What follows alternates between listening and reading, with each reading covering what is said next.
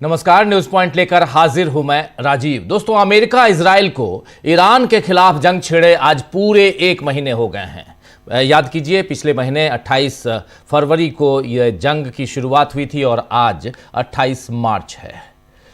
जाहिर है इस दौरान ये बार बार जाहिर हुआ है कि दो शक्ति संपन्न देश मिलकर भी ईरान को झुका नहीं पाए हैं, बल्कि डोनाल्ड ट्रंप और बेंयामिन नेतन्याहू की लगाई आग में अब पूरी दुनिया झुलस रही है। वहीं परमाणु युद्ध का खतरा भी बढ़ गया है। स्ट्रेट ऑफ हॉर्मुज को ईरान को अपनी रक्षात्मक रणनीति के तहत बंद करना पड़ा, तो वहीं अब स्ट्रेट ऑफ बाब अल मंदेब, जी हां, बाब अल मंदेब स्ट्रेट, जल डमरू मध्य, ये लाल सागर से होकर गुजरने वाला, वहां से यमन के पास, मैप में आपको थोड़ी देर में दिखाता हूं कि ये भी, इसको भी बंद करने की यहां बात चल रही है, बात हो रही है। इसकी आशंका बढ़ गई है, जिसके बाद दुनिया में तेल का संकट और ज्यादा बड़ा हो सकता है। दरअसल ईरान का साथ देने के लिए यमन का हूती समूह भी खुलकर सामने आ गया है। हूती सैन्य प्रवक्ता याहिया सारी ने एक टीवी कार्यक्रम में साफ कहा है कि हम पुष्टि करते हैं कि हमारी उंगलियां ट्रिगर पर हैं।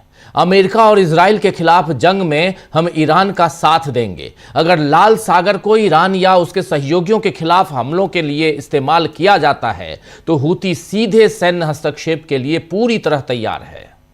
हूती नेता अब्दुल मलिक अल हूती ने भी पहले चेतावनी दी थी कि वो निष्पक्ष नहीं हैं। उन्होंने ईरान पर अमेरिका इजराइल के हमलों को अनुचित बताया और कहा कि यमन की जनता वफादारी का बदला वफादारी से देगी।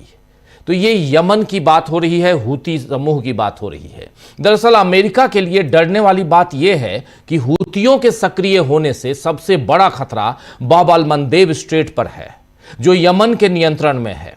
ये स्ट्रेट लाल सागर को अरब सागर से जोड़ता है और माफी चाहूंगा, और विश्व व्यापार का लगभग 12% इसी रास्ते से गुजरता है। एशिया से यूरोप जाने वाले जहाजों के लिए यह बेहद महत्वपूर्ण है। जिस तरह पूर्वी देशों के लिए स्ट्रेट ऑफ हॉर्मुज ईरान के लिए चोक पॉइंट की तरह काम करता है, तो ठीक उसी तरह पश्चिम में बाब अल मंदेब हूतियों के लिए रणनीतिक ताकत है। अगर यह रूट प्रभावित होता है तो वैश्विक शिपिंग, तेल आपूर्ति और अर्थव्यवस्था पर भारी असर पड़ेगा, और खासकर तब जब हॉर्मुज पहले से ही तनावपूर्ण स्थिति में है। आप जानते हैं कि हॉर्मुज के बंद होने से कितना हाहाकार मच गया है। इस बीच ईरान पर दबाव बढ़ाने के लिए उसके परमाणु ठिकानों पर इजराइल निशाना साध रहा है, जिसने इस जंग को और खतरनाक मोड़ पर ला दिया है। आज ही इजराइल ने ईरान के कुछ परमाणु ठिकानों पर हमला किया, जबकि आप जानते हैं कि डोनाल्ड ट्रंप एक तरफ युद्ध विराम के लिए हर दिन नई नई तारीखें दे रहे हैं और दूसरी तरफ बयान दे रहे हैं कि हम मध्य पूर्व में यानी मिडिल ईस्ट में परमाणु धमकियों को खत्म कर रहे हैं।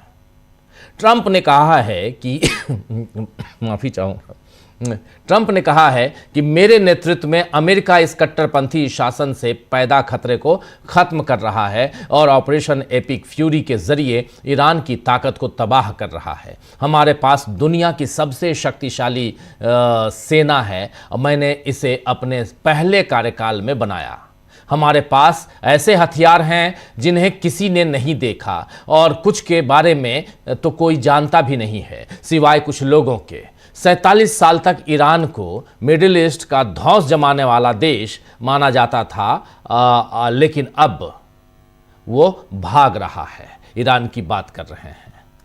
अब ट्रंप को यह बताना चाहिए कि अगर ईरान भाग रहा है तो फिर खाड़ी देशों में अमेरिकी सैन्य ठिकानों पर हमले कौन कर रहा है, और जिन हथियारों की धमकी ट्रंप दे रहे हैं उनका इस्तेमाल अब तक क्यों नहीं किया गया। क्यों ट्रंप के विदेश मंत्री मार्को रूबियो ने G7 की बैठक के बाद कहा कि युद्ध रोकने के लिए अमेरिका द्वारा दिए गए शांति प्रस्ताव पर ईरान का जवाब किसी भी पल आ सकता है। देखिए, ये बहुत इंपॉर्टेंट है मार्को रूबियो का ये बयान। युद्ध रोकने के लिए अमेरिका द्वारा दिए गए शांति प्रस्ताव पर ईरान का जवाब किसी भी पल आ सकता है। अमेरिका ने शांति प्रस्ताव दिया ईरान को और ईरान का जवाब किसी भी पल आ सकता है, किसी भी क्षण आ सकता है। ईरान ने तो अब तक सीज फायर की बात नहीं मानी है, यह हम आप जान रहे हैं, ना उस पर कोई जवाब दिया है। सीज़फायर पर, बल्कि खबरें हैं कि धार्मिक नेताओं का गुट अब खुले तौर पर परमाणु हथियार बनाने की मांग कर रहा है। याद रहे कि ईरान पहले ही यूरेनियम को हथियार स्तर के करीब तक समृद्ध कर चुका है, मगर अब तक उसने हथियार बनाए नहीं हैं, ये भी जगजाहिर है। हालांकि अब उसके सब्र का इम्तहान डोनाल्ड ट्रंप ले रहे हैं। अगर परमाणु युद्ध जैसी कोई नौबत आती है तो इसके पूरी तरह से जिम्मेदार नेतन्याहू और ट्रंप जैसे लोग ही रहेंगे, ये भी तय है। बहरहाल एक तरफ डोनाल्ड ट्रंप जो बार बार कह रहे हैं कि हम पहले 5 दिन का फिर 10 दिनों के युद्ध विराम की बात कर रहे हैं। युद्ध विराम भी उन जगहों पे जिन जगहों पे जो पब्लिक सप्लाई है यानी इंफ्रास्ट्रक्चर है उस पर हम हमला नहीं करेंगे। कह रहे हैं कि हम परमाणु संयंत्रों पे हमला नहीं करेंगे। वो कह रहे हैं कि हम वाटर डिस्टिलरी पे हमला नहीं करेंगे। वो कह रहे हैं अस्पतालों पे हमला नहीं करेंगे। वो कह रहे हैं कि हम एनर्जी सप्लाई पे हमला नहीं करेंगे। लेकिन दूसरी तरफ इजराइल क्या कर रहा है? इजराइल इनके ऊपर हमला कर रहा है, ईरान के ऊपर हमला कर रहा है। तो ईरान क्या करेगा? हाथ पर हाथ धरे हुए तो बैठ नहीं सकता। इसलिए ईरान ने ताबड़तोड़ हमले आज फिर से किए। ईरान ने यूएई पे हमला किया, अबू धाबी पे। ईरान ने सऊदी अरब पे हमला किया, जहां 12 अमेरिकी सैनिक हताहत हुए, घायल हैं। पहले 10 की बात आई थी, खबर आई थी, अब 12 की खबर आ रही है। 12 अमेरिकी सैनिक घायल बताए जा रहे हैं सऊदी अरब में। ईरान ने कतर पे हमला किया, कुवैत पे हमला किया, सब तरफ। और ईरान ने ओमान में भी एक ड्रोन के जरिए हमला किया। हालांकि ओमान जो है वो मित्र राष्ट्र है इनका और मेडिएटर की भूमिका निभा रहा है इस जंग से पहले भी, और इस जंग में भी माना जा रहा है कि वो मेडिएटर की भूमिका में है। लेकिन फिर भी वहाँ भी इराक में बगदाद के ऊपर हमला हुआ। तो ये सारे हमले आज ईरान ने किए हैं, इजराइल के ऊपर हमला किया है। इजराइल के ऊपर एक तरफ ईरान हमला कर रहा है, इजराइल के ऊपर एक तरफ दूसरी तरफ से हिजबुल्लाह हमला कर रहे हैं। और हिजबुल्लाह का हमला जो है, आज हिजबुल्लाह ने यह दावा किया है कि हमने उनके स्ट्रेटेजिक 100 से ज़्यादा टैंकों को तबाह कर दिया, ख़त्म कर दिया, नष्ट कर दिया।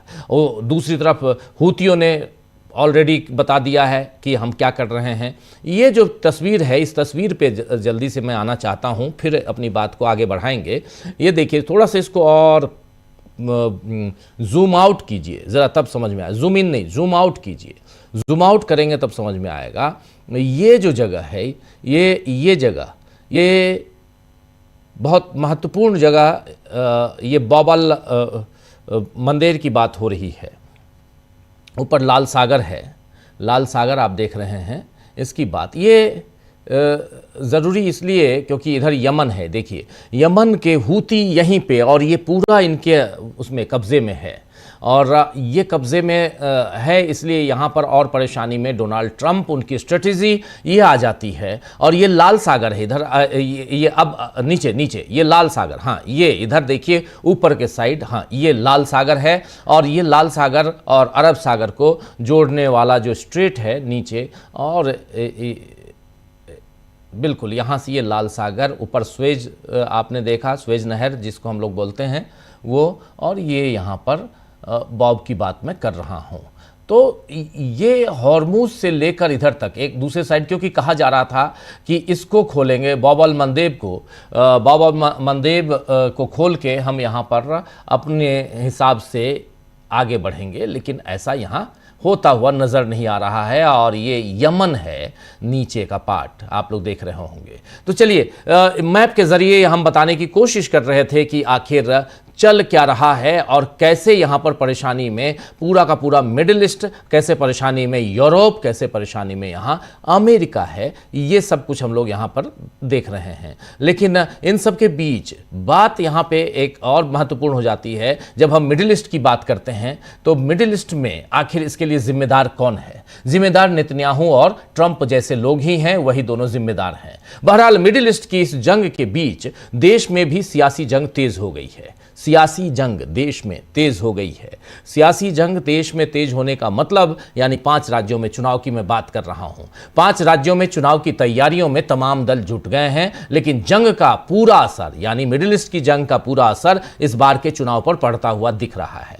चुनाव से जुड़ी हलचलों पर हम बात करते रहेंगे, आगे भी करेंगे, अलग से स्पेशल शो भी करेंगे, ग्राउंड रिपोर्ट भी आप तक हम पहुंचाएंगे। कुछ ग्राउंड रिपोर्ट ऑलरेडी पहुंचा रहे हैं। आप जानते हैं कि चुनावी राज्यों में हमारी पूरी टीम जाती है, पूरी टीम जाएगी, वहाँ से तमाम खबरें आप तक पहुँचाएंगे हम। लेकिन सबसे ज़्यादा यहाँ आज की तारीख में ज़रूरत है कि ईरान में क्या चल रहा है, इजराइल में क्या चल रहा है, मिडिल ईस्ट में क्या चल रहा है, और अमेरिका अपनी बादशाहत को बरकरार रखने के लिए क्या कुछ कर रहा है। तो ये सारी चीज़ें इन चुनाव से जुड़ी हलचलों के बीच है, जिस पर चर्चा ज़रूरी है। ईरान ने जिस तरह इस जंग में अमेरिका और इजराइल को परेशान कर रखा है, उससे पूरी दुनिया, आप जानते हैं, अचंभित है। तो युद्ध के मैदान से लेकर चुनाव के मैदान तक तीखे वारों और पलटवारों का सिलसिला चल रहा है दोस्तों, जिसमें सत्ता और शक्ति से संपन्न लोगों के अपने अपने दावे हैं। दावा ये कि वो आम लोगों के भले के लिए काम कर रहे हैं, मगर क्या इसमें सबका नुकसान नहीं हो रहा है? आज इसकी चर्चा करते हैं। ईरान का बड़ा हमला, इसकी बात जरूर करेंगे हम, और भारत पर भी जंग की कैसे आंच है, इसकी बात भी करते हैं। चलिए चर्चा की शुरुआत करते हैं। हमारे साथ कुछ वरिष्ठ साथी जुड़े हुए हैं, उनसे पहले आपका परिचय करवाता हूं और फिर आगे बढ़ते हैं। देखिए, इस वक्त हमारे साथ 3 वरिष्ठ साथी जुड़े हुए हैं। हमारे साथ अंशु जी जुड़ी हुई हैं। अंशु जी, आपका स्वागत है इस कार्यक्रम में। हमारे साथ अमलेंदु जी जुड़े हुए हैं। अमलेंदु जी, आपका स्वागत है। और हमारे साथ प्रशांत जी जुड़े हुए हैं। प्रशांत जी, आपका भी स्वागत है। कुछ देर में और साथी जुड़ेंगे, उन सबका भी पहले से स्वागत करता हूं, इस्तकबाल करता हूं। और स्वागत इस्तकबाल आप तमाम दोस्त साथी शुभचिंतक आप सबका जो अब तक जुड़ चुके हैं, उनका भी, जो जुड़ने वाले हैं उनका भी स्वागत करता हूं। सबसे पहले प्रशांत जी, आपके पास ही आता हूं। चर्चा की शुरुआत करते हैं, ईरान से शुरुआत करते हैं। और अमेरिका से बहुत सारी खबरें आ रही हैं। अमेरिका के अंदर खाने में भी बहुत कुछ हो रहा है, लेकिन आपके पास इस जंग से संबंधित जो भी खबर है उसको सामने लाइए और फिर चर्चा आगे बढ़ाते हैं। प्रशांत जी। पूरा हुआ है, तो जैसा आपने बताया कि आज इसमें नए किरदार की एंट्री हुई है जी, और वो यमन के हूती ग्रुप, उसने मिसाइल दागी हैं और बाब अल मंदेब अब इस पे खतरा मंडरा रहा है।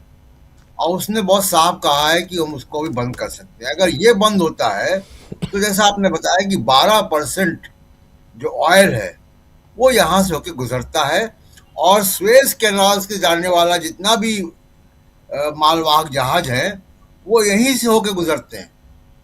तो ये स्वेज का एंट्री पॉइंट है, और ये पहले 2023 में ही बंद हो चुका है राजीव जी। और जब ये बंद हुआ था तो दुनिया में 40% की स्वेज कैनाल का जो शिपिंग ट्रैफिक है वो 40% गिर गया था। तो ये अगर बंद होता है और 20% का जो तेल है वो आ रहा है वहां से ईरान के डलडमरू से, तो दोनों तरफ से अगर चोक पॉइंट पे होगा तो पूरी दुनिया में एनर्जी का एक नया क्राइसिस ऑलरेडी है। बाब और मंदेब का एक खास बात यह है कि अभी तक जो हरमुज की जल संधि से जो प्रभावित था वो भारत, चीन और जापान, ये देश थे। लेकिन वहां से स्वेज कैनाल से आने वाला अगर तेल रुकेगा तो यूरोप प्रभावित होगा और अमेरिका प्रभावित होगा। वो दोनों, वहां वो रूट है जो वेस्टर्न कंट्रीज को जाता है। तो ये एक नया जो टर्न आया है, ये एक चिंता का विषय है पूरी दुनिया के लिए, और इसके जिम्मेदार इजराइल और बल्कि नेतन्याहू और डोनाल्ड ट्रंप है। बिल्कुल है।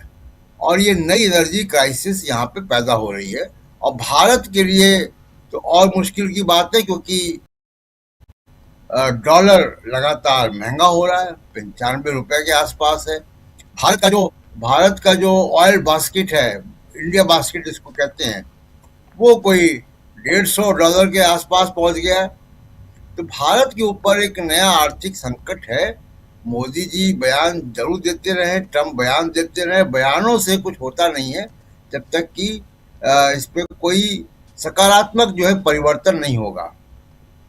और ये साबित 1 महीने में हो गया कि ईरान सरेंडर नहीं कर रहा है।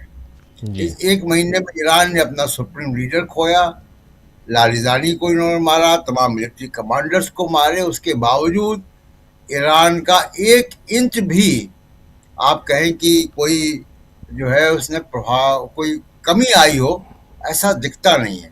बल्कि इसी बीच उसने जो है वो आप देखिए कि रास लफान पे हमला किया, जो कतर की सबसे बड़ी गैस रिफाइनरी है, जिससे भारत की गैस सप्लाई प्रभावित होगी अब भविष्य में आने वाले वक्त में।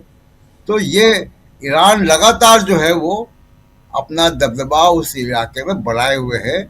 और अब क्या हो रहा है एक महीने के बाद, क्योंकि ना इसराइल ने और ना डोनाल्ड ट्रंप ने इस वॉर को इतना लंबा खींचे जाने की कल्पना की थी। तो अब उनके पास इन्वेंट्री का, जो वॉर की इन्वेंट्री है, सप्लाईज है, उसका संकट खड़ा हो रहा है। और एक सबसे जो उनके पास मिसाइल्स हैं, जो एयर डिफेंस की सिस्टम है, उस पे अब जो है वो कमी आ रही है उसके स्टॉक में।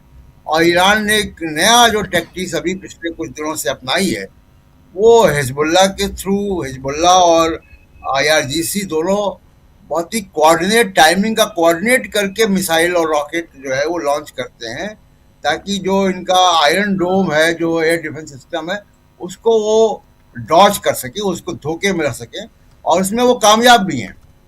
तो उनकी ज़्यादा मिसाइलें ईरान को इसराइल के अंदर जा रही हैं। इसराइल के अंदर सेंसरशिप है, वहाँ तस्वीरें नहीं आती हैं।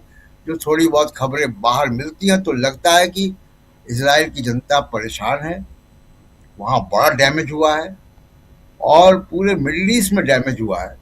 तो एक महीने का अगर आप लेखा जोखा देखें तो इसमें ईरान ने जो चाहता था वो ईरान कर चुका।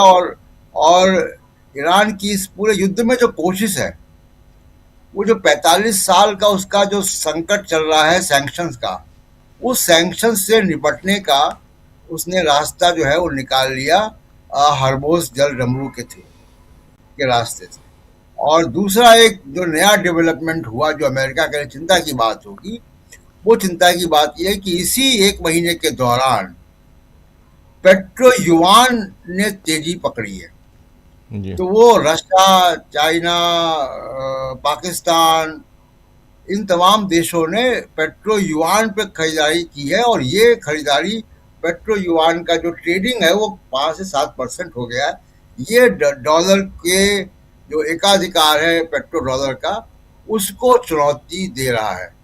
तो इस एक महीने में ये सब हुआ है और ये बहुत साफ जो दिशा दिखाई दे रही है इस एक महीने के युद्ध में, कि दुनिया में जब भी ये युद्ध खत्म होगा, कल खत्म हो, एक महीने बाद खत्म हो, 6 महीने बाद खत्म हो, लेकिन एक नया वर्ल्ड ऑर्डर जन्म ले रहा है जी।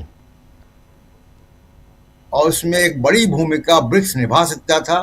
भारत के पास उसकी अध्यक्षता है इस साल, लेकिन अफसोस की बात है कि ब्रिक्स ने कोई भूमिका अभी तक निभाई नहीं है। जी राजीव जी जी जी, ब्रिक्स की बात, नए वर्ल्ड ऑर्डर की बात आप कर रहे हैं, पेट्रो युआन की बात कर रहे हैं आप, और बात कर रहे हैं कि ईरान और जो है वो इजराइल और अमेरिका को कैसे यहाँ पर पस्त कर रहा है, इसकी बात हो रही है।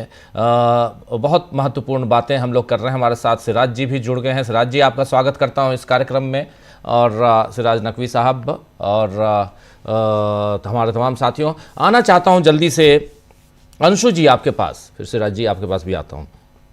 अंशु जी, आप कैसे देखती हैं? इस बीच एक जानकारी देना चाहता हूं। आप अभी थोड़ी देर पहले मैंने बताया भी कि ताबड़तोड़ हमले ईरान भी कर रहा है, ताबड़तोड़ हमले उधर इजराइल भी कर रहा है। इजराइल ने, अमेरिका एक तरफ, डोनाल्ड ट्रंप कह रहे हैं कि हम परमाणु ठिकानों पे, एनर्जी सप्लाई के ठिकाने जो हैं उन पे, वाटर सप्लाई के जो ठिकाने हैं उन पे, इन सब पे हमला नहीं करेंगे।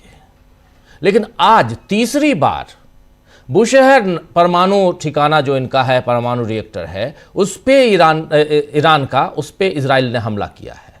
इस पे दो बातें आ रही हैं। एक तो IAEA ने, यानी अंतर्राष्ट्रीय परमाणु ऊर्जा एजेंसी ने बताया है कि ईरान में उस बुशहर के आसपास एक और हमले की जानकारी ईरान ने दी है उसे, IAEA को, और 10 दिनों में यह तीसरी ऐसी घटना है। हालांकि इसे चालू रिएक्टर को कोई नुकसान नहीं पहुंचा है और न ही किसी तरह के रेडिएशन का रिसाव है। लेकिन इसी पर रूस क्या कहता है? रूस की सरकारी परमाणु निगम रोसाटोम रूस एटोम, एक्चुअली वो इस ढंग से है, हम लोग यहाँ पे रोसाटोम लिखते हैं, रूस एटोम, एटॉमिक एनर्जी।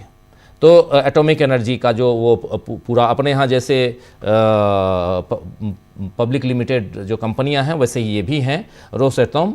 ये रोसएटोम के प्रमुख ने बताया है आज कि ईरान के बुशहर परमाणु ऊर्जा संयंत्र में स्थिति लगातार बिगड़ रही है। अंशु जी, इसको गौर फरमाइएगा। ये कह रहे हैं, रूस कह रहा है कि ईरान के बुशहर परमाणु ऊर्जा संयंत्र में स्थिति लगातार बिगड़ रही है और हमले परमाणु सुरक्षा के लिए सीधा खतरा पैदा कर रहे हैं। ये बयान जो है उस समय इस संयंत्र के आसपास जो हमले हो रहे हैं उसके बाद आया है बयान। ये तीसरी बार ऐसा हो रहा है और इसीलिए ये एक आशंका यहाँ जाहिर, मैं शुरुआत में भी जाहिर कर रहा था कि कहीं ऐसा ना हो कि ये जंग परमाणु जंग की तरफ ना चले जाए। डोनाल्ड ट्रंप की बातों को अगर नेतन्याहू नहीं मान रहे हैं तो क्या माना जाए, क्योंकि डोनाल्ड ट्रंप कह रहे हैं कि हम उन जगहों पे हमला नहीं करेंगे। आप इससे पहले युद्ध विराम की घोषणा 5 दिनों की करते हैं, फिर आप 10 दिनों की घोषणा करते हैं, लेकिन उसके बाद आप क्या करते हैं, IRGC के नेवल चीफ को आप मार डालते हैं उसी 5 दिन की घोषणा के बाद।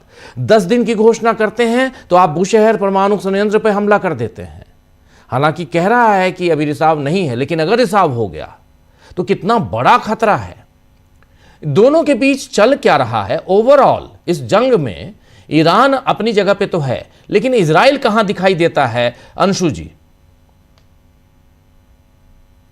की अगर बात करें तो ये वॉर के भी कोई नियम कायदे कानून होते हैं, कुछ इंटरनेशनल चीजें होती हैं जिनकी बाध्यता हर कोई मानता है वॉर में भी। लेकिन लगता है कि इस युद्ध में हर नियम कानून को धता बताया जा रहा है। केवल झूठ, मक्कारी, फरेब और वादा करके मुकर जाने की बात चल रही है। यही वजह है कि जो ईरान के विदेश मंत्री हैं अगराची, उन्होंने यूएन में जो अपना बयान दिया, उन्होंने साफ तौर पे कहा कि हम अमेरिका की किसी बात पर यकीन नहीं कर सकते, क्योंकि ये 2 न्यूक्लियर देश हैं और ये जिस तरीके से हम पर हमला कर रहे हैं, हम जब वार्ता में थे तब पीठ पीछे हम पर वार किया गया, इनकी किसी बात पर यकीन नहीं किया जा सकता है। और बिल्कुल सही बात है, जो ट्रंप बोल रहे हैं उसके बिल्कुल उलट उलट इस युद्ध में चीजें चल रही हैं। जब वो युद्ध विराम की बात कर रहे हैं तो उस समय इजराइल हमले तेज कर दे रहा है। जब वो कह रहे हैं कि पावर प्लांट पे, न्यूक्लियर प्लांट पे, इन जगहों पर कोई हमला नहीं होगा, तो इन जगहों पर भी ताबड़तोड़ हमले किए जा रहे हैं। यानी कि जो खुद स्वघोषित बातें हैं, जो खुद घोषित करके कह रहा है ट्रंप, उसके ऊपर भी कोई पालन नहीं किया जा रहा। ये कैसा युद्ध विराम है, ये समझ नहीं आ रहा है। और ये वाकई ये एक बहुत छल और फरेब के साथ ये पूरी वॉर जो है वो लड़ी जा रही है, किन्हीं नियमों के अंतर्गत नहीं। और इजराइल से हम ज्यादा कोई उम्मीद कर भी नहीं सकते, क्योंकि खुद नेतन्याहू जिस तरीके से उन्होंने गजा में किया और जिस तरीके से चीजें की हैं, वो खुद एक इंटरनेशनल लॉ के अपराधी है, इंटरनेशनल क्रिमिनल है। ये सब कहा जा रहा है, मानवाधिकारों का हनन, ये सब चीजों का हनन लगातार उनकी तरफ से होता आया है। तो आप इसको हमेशा उल्टा मानकर चलिए कि जब इस युद्ध में अगर युद्ध विराम की घोषणा है तो उस समय युद्ध और तेज हो रहा है। तो ये सही आपने कहा कि जिस तरह से अब न्यूक्लियर प्लांट्स के ऊपर हमला किया जा रहा है वो काफी गंभीर स्थिति आ गई है। हालांकि खबरों में बताया जा रहा है कि कोई रेडिएशन की ऐसी बात नहीं है या खतरे की बात नहीं है, लेकिन ये केवल शुरुआती जानकारियां हैं और इस पर ही केवल नहीं कहा जा सकता है कि आगे ऐसे कोई और खतरे नहीं होंगे। और जिस तरीके से इजराइल लगातार हमले कर रहा है तो हो सकता है कि वो कुछ और भी इस तरीके के घातक हमले कर दे। तो बहुत ही गंभीर हम जो है दिशा की तरफ इस युद्ध को बढ़ता हुआ देख सकते हैं। लेकिन ईरान भी पूरी उसी तरीके से जवाबी कार्रवाई कर रहा है, जैसे आंख के बदले आंख उसने बात कही है। और अगर ये बात होती है, जैसे उन्होंने कहा कि पावर प्लांट्स पे आप हमले करेंगे तो हम आप पर हमले करेंगे, और ईरान इस वक्त बहुत अलग अलग स्ट्रैटेजीज में काम कर रहा है।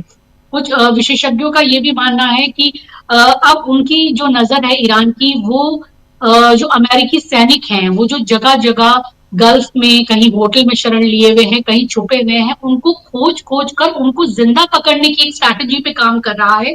और जिसे वो शायद बाद में कुछ एक बंधक बनाकर या उसको कुछ अपनी बातों को मनवाने के लिए इस स्ट्रैटेजी के तहत भी काम कर सकता है।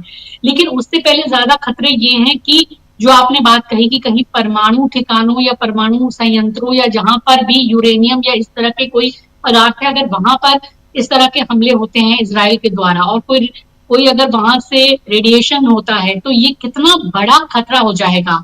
और अगर ईरान की तरफ से भी इस तरह का हमला होता है, हमने देखा है कि जिस तरह से आज हमले किए गए हैं उसमें ये तो कम बता रहा है अमेरिका, लेकिन शायद 200 से ज्यादा अमेरिकी सैनिक जो है वो घायल हुए हैं। 12 की शायद मौत की खबर भी बता रहे हैं, या और भी इसमें ज्यादा इजाफा हो सकता है।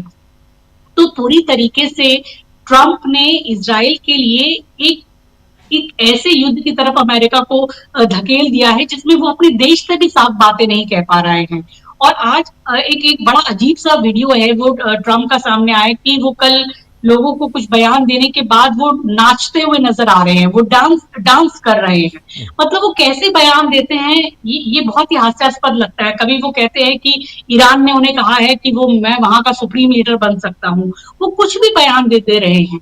अमेरिका की एक साख को लेकर, ये एक अमेरिकन एक नीति को भी लेकर उन्होंने एक मजाक बना दिया है। वो युद्ध को शायद युद्ध की तरह ना देख रहे हैं, शायद वो किसी वीडियो गेम की तरह देख रहे हैं, या फिर वो एक दौलत, अमेरिका की एक दौलत के नशे में भी चूर है। उनको लगता है कि अमेरिका की दौलत से वो इस युद्ध को बड़ी आसानी से जीत लेंगे। देखिए, अमेरिकी धरती तक ये युद्ध नहीं पहुंचा है, लेकिन अमेरिकी सैनिक वहां पर जरूर हताहत हो सकते हैं।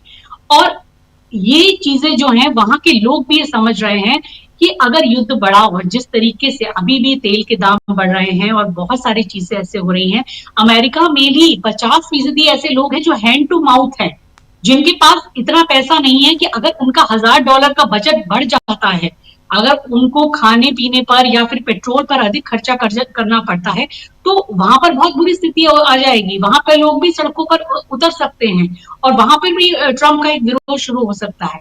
लेकिन बात यहाँ जो हो रही है कि युद्ध की जो एक स्थिति बनती जा रही है इतनी गंभीर, हम देख रहे हैं कि कोई इंटरनेशनल संस्था कोई इस वक्त काम नहीं कर रही, यूनाइटेड नेशन कुछ नहीं कर पा रहा है। जरूर G7 के देशों ने ये कहा कि इस युद्ध में इस तरीके से पावर प्लांट्स पे या ऐसी फैसिलिटीज पे हमला नहीं होना चाहिए, लेकिन G7 के देशों की भी बात कोई नहीं सुन रहा है।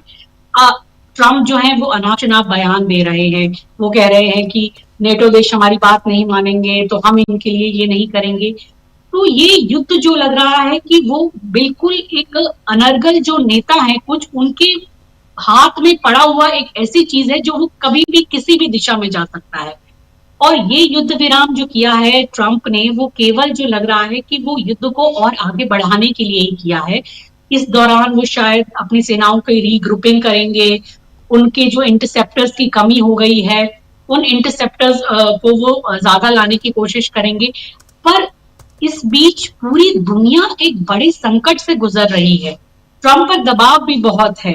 और अभी ये जो जानकारी मिल रही है कि एक जो नाफ्टा है, एक ऐसा कच्चा माल है जो पेट्रोकेमिकल के लिए इस्तेमाल होता है, और साउथ कोरिया उसको वहां से भेजता है, और उसने भी इसको भेजना बंद कर दिया है। कई गल्फ खाड़ी देशों में तो उत्पादन एकदम बंद हो गया है तेल का, लोगों को तेल नहीं मिल पा रहा है। और ये बिल्कुल सही बात है कि एकदम से पूरी दुनिया जो है वो एक इकोनॉमिक क्राइसिस के मुहाने पर खड़ी हुई है, और इसका असर सभी देशों पे जाएगा, जिससे भारत भी अछूता नहीं रहेगा। और ये वॉर अगर बहुत गंभीर परिस्थितियों में जाती है, जैसे बता ही रहे हैं आपकी न्यूक्लियर प्लांट्स पे जिस तरह से हमले हो रहे हैं, जैसे उनकी स्टील प्लांट्स के ऊपर भी हमले किए हैं इजराइल ने, तो उसके जवाब में ईरान ने भी कहा है कि हम इसी तरीके के हमले करेंगे, और इजराइल में उन्होंने ऐसे बहुत ठिकानों पर हमले किए हैं। ये पूरी तरह नजर नहीं आ रहा, लेकिन दोनों तरफ से नुकसान उतना ही हो रहा है। और ये जो 10 दिनों का जो ये युद्ध विराम कहा गया, दरअसल ये युद्ध विराम भी नहीं है। लेकिन सोचने की बात यह है कि क्या कोई इंटरनेशनल कम्युनिटी नहीं है, क्या कोई यूनाइटेड नेशन जैसी संस्था बिल्कुल खत्म हो चुकी है, क्या कोई युद्ध के इंटरनेशनल लॉ है वो बिल्कुल खत्म हो चुके हैं, किसी भी तरह किसी भी छद्म रूप में, मतलब आप युद्ध विराम घोषित करके भी आप वॉर को इस तरीके से चलाएंगे और सबके लिए एक इतना बड़ा खतरा पैदा कर देंगे। तो मुझे लगता है कि इस समय अंतरराष्ट्रीय समुदाय का कहीं से कुछ जवाब आना, या इसके लिए सबको इस पर गंभीरता से सोचने की ज्यादा जरूरत है। बिल्कुल आप सही कह रही हैं। बहुत इंपॉर्टेंट सवाल आपने आखिर में उठाया है, बहुत महत्वपूर्ण सवाल कि क्या युद्ध की कोई नियम कायदे हैं युद्ध के, और इंटरनेशनल संस्थाएं जैसे UN क्या कर रहा है, ऐसी बहुत सारी संस्थाएं, और वो सब छोड़ दीजिए, Iran, Bharat, Russia, China, south Africa, Brazil, ये सब मिलके जो ब्रिक्स बनाए हुए हैं वो क्या कर रहा है, जबकि ब्रिक्स की अध्यक्षता आज की तारीख में नरेंद्र मोदी की सरकार यानी भारत सरकार के पास है, भारत के पास है, और भारत सरकार अभी नरेंद्र मोदी की सरकार है, तो इसलिए मोदी जी का नाम ले रहा हूँ। लेकिन बहुत इंपॉर्टेंट हो जाता है, जरा जल्दी से सिराज जी आपके पास आता हूँ, फिर अमलेंदु जी आपके पास। सिराज जी, कैसे देखते हैं आप इस जंग को, जबकि आज 1 महीने हो गए, 28 तारीख से 28 तारीख, और 28 फरवरी से इसकी शुरुआत हुई थी, और इसमें सबसे बड़ी बात कि इजराइल जो है वो मानने के लिए तैयार नहीं है, और जो हमले कर रहा है वो बहुत ही घातक हमले कर रहा है। घातक इस लिहाज से कह रहा हूँ कि आप परमाणु संयंत्रों के ऊपर अगर आप हमला करेंगे तो ये बहुत घातक हो सकता है आने वाले समय में। आखिर इजराइल को मनाए तो कौन मनाए? यहाँ तो साफ दिखाई दे रहा है कि डोनाल्ड ट्रंप की बात तो नेतन्याहू मान ही नहीं रहे हैं, और अब तो ये पता लगाना पड़ेगा कि डोनाल्ड ट्रंप की बात नेतन्याहू मान क्यों नहीं रहे हैं। आखिर डोनाल्ड ट्रंप की कौन सी कमज़ोर कड़ी उनके पास है, वो कौन सी चाबी है नेतन्याहू के पास जिससे डोनाल्ड ट्रंप डर जाते हैं, क्योंकि वो कह रहे हैं सीज फायर, वो कह रहे हैं कि नहीं जी हम अगले 10 दिनों तक ये नहीं करेंगे, वो कह रहे हैं कि हमारी बातचीत चल रही है। एक बार भी आपने सुना क्या कि नेतन्याहू कह रहे हैं कि हाँ हमारी बातचीत चल रही है? जरा आपके पास आता हूँ, हमारे साथी जुड़ गए हैं इधर, सैयद अली अदनान रिजवी साहब, आपका स्वागत है इस कार्यक्रम में, और सिराज साहब, रिजवी साहब के पास आता हूँ। सिराज साहब जल्दी से जरा अपनी बात रखिए। जी जी जी, आपने अभी कमजोर कड़ी की बात की, तो ये बात बहुत चर्चा में पहले से है कि वो जो एप्स्टीन फाइल का मामला है वो पूरा इसराइल से जुड़ा हुआ है, और इसराइल पूरी दुनिया में इस बात के लिए बदनाम है कि वो लोगों को, सरकारों को ब्लैकमेल करता है। तो एक तो बात ये है। दूसरी बात ये है, अमेरिका, ऐसा नहीं है कि आप ये मान लें कि सिर्फ इसलिए ट्रंप जो है वो दबाव में है, बल्कि अमेरिका और इसराइल दोनों ही दोगले हैं। आप पूरा रिकॉर्ड उठा के देख लीजिए इन दोनों कंट्रीज का। इसराइल की बात, अभी इंटरनेशनल लॉ की बात हो रही थी, मुझे बताइए कि ये पूरा झगड़ा ही दरअसल इसलिए खड़ा हुआ है कि ये दोनों मुल्क इंटरनेशनल लॉ को नहीं मानते। आप वेनेजुएला चले गए, वहां से उठा के लिया है वहां के प्रेसिडेंट को, कोई इंटरनेशनल लॉ नहीं है। आप ईरान को इसलिए परेशान कर रहे हैं, उस पर इसलिए जंग थोप रहे हैं कि आपका कहना ये है, हालांकि ये कहना गलत है, कि वो एटमी हथियार तैयार कर रहा है। तो एटमी हथियार तो इसराइल बहुत पहले तैयार कर चुका है, तो आपने क्या किया? इसका मतलब ये कि आपके लिए यूएनओ कोई चीज नहीं है, आपके लिए दुनिया इंटरनेशनल लॉज कुछ नहीं है। नेतन्याहू को क्रिमिनल करार दे दिया जाता है उसमें, कोर्ट ऑफ क्रिमिनल जस्टिस में, लेकिन कोई इस बात को मानने को तैयार नहीं, और कोई इस बात को कहने को तैयार नहीं। कम से कम नाटो कंट्रीज ने भी ये तो नहीं कहा, उन्होंने कभी कंडम नहीं किया इसराइल को, उन्होंने कभी कंडम नहीं किया अमेरिका को, बल्कि उसके साथ खड़े रहे। अब वो अगर साथ नहीं आ रहे हैं तो इसको कोई बहुत शराफत मत समझिए इन कंट्रीज की, बल्कि सच ये है कि इसलिए नहीं आ रहे हैं कि इनके अंदाजों से कहीं ज्यादा ईरान जो है वो रिटेलिएट कर रहा है। वो जो जवाब दे रहा है उसकी उम्मीद तो ना इसराइल को थी ना अमेरिका को थी। अब जब ये पिट रहे हैं, अच्छा ये इनका दोगलापन है। आप देखिए कि अभी आपने बात की कि इन्होंने हमले किए हैं, हमले हुए हैं, रात में हमले हुए पिछले 24 से 36 घंटे के अंदर, वो बड़े खतरनाक हमले हैं। लेकिन एक तरफ तो ये हमले करते हैं, दूसरी तरफ इनका एक मेयर रोता है मीडिया के सामने, आंसू बहाता है कि साहब हमें बचा लीजिए, हम पर तो बड़ा जुल्म हो रहा है। अरे जब आप पूरी दुनिया पर जुल्म करते हैं, जब आप 6 महीने के बच्चे पे सिगरेट से उसको के बदन को जलाते हैं, तो दुनिया में किसी मुल्क की जबान नहीं खुलती, आवाज नहीं उठाता कोई मुल्क कि ये जुल्म क्या हो रहा है। जब आपका एक बच्चा मरता है तो आप रोने लगते हैं। तो आपके बच्चे बच्चे हैं, ईरान के बच्चे या फिलिस्तीन के बच्चे बच्चे नहीं है, वो मजलूम नहीं है। आप ये जो डबल स्टैंडर्ड अपना रहे हैं, ये डबल स्टैंडर्ड इस झगड़े की असल वजह है। आपने कभी दूसरे के बारे में सोचा नहीं, क्योंकि आपकी पूरी की पूरी फिलॉसफी जो है वो ये है कि हम दूसरों को दबा के, ये ग्रेटर इसराइल क्या चीज है। आप ये देखिए तमाम दुनिया में यहूदियों की टोटल आबादी कितनी है, उस टोटल आबादी के लिए आपको तमाम मुल्क चाहिए। आपको कुवैत चाहिए, आपको कतर चाहिए, आपको सऊदी अरब चाहिए, आपको सीरिया चाहिए, आपको वेस्ट बैंक चाहिए आपको, पूरा बाकी जो फिलिस्तीन में आपके कब्जे में नहीं है वो चाहिए।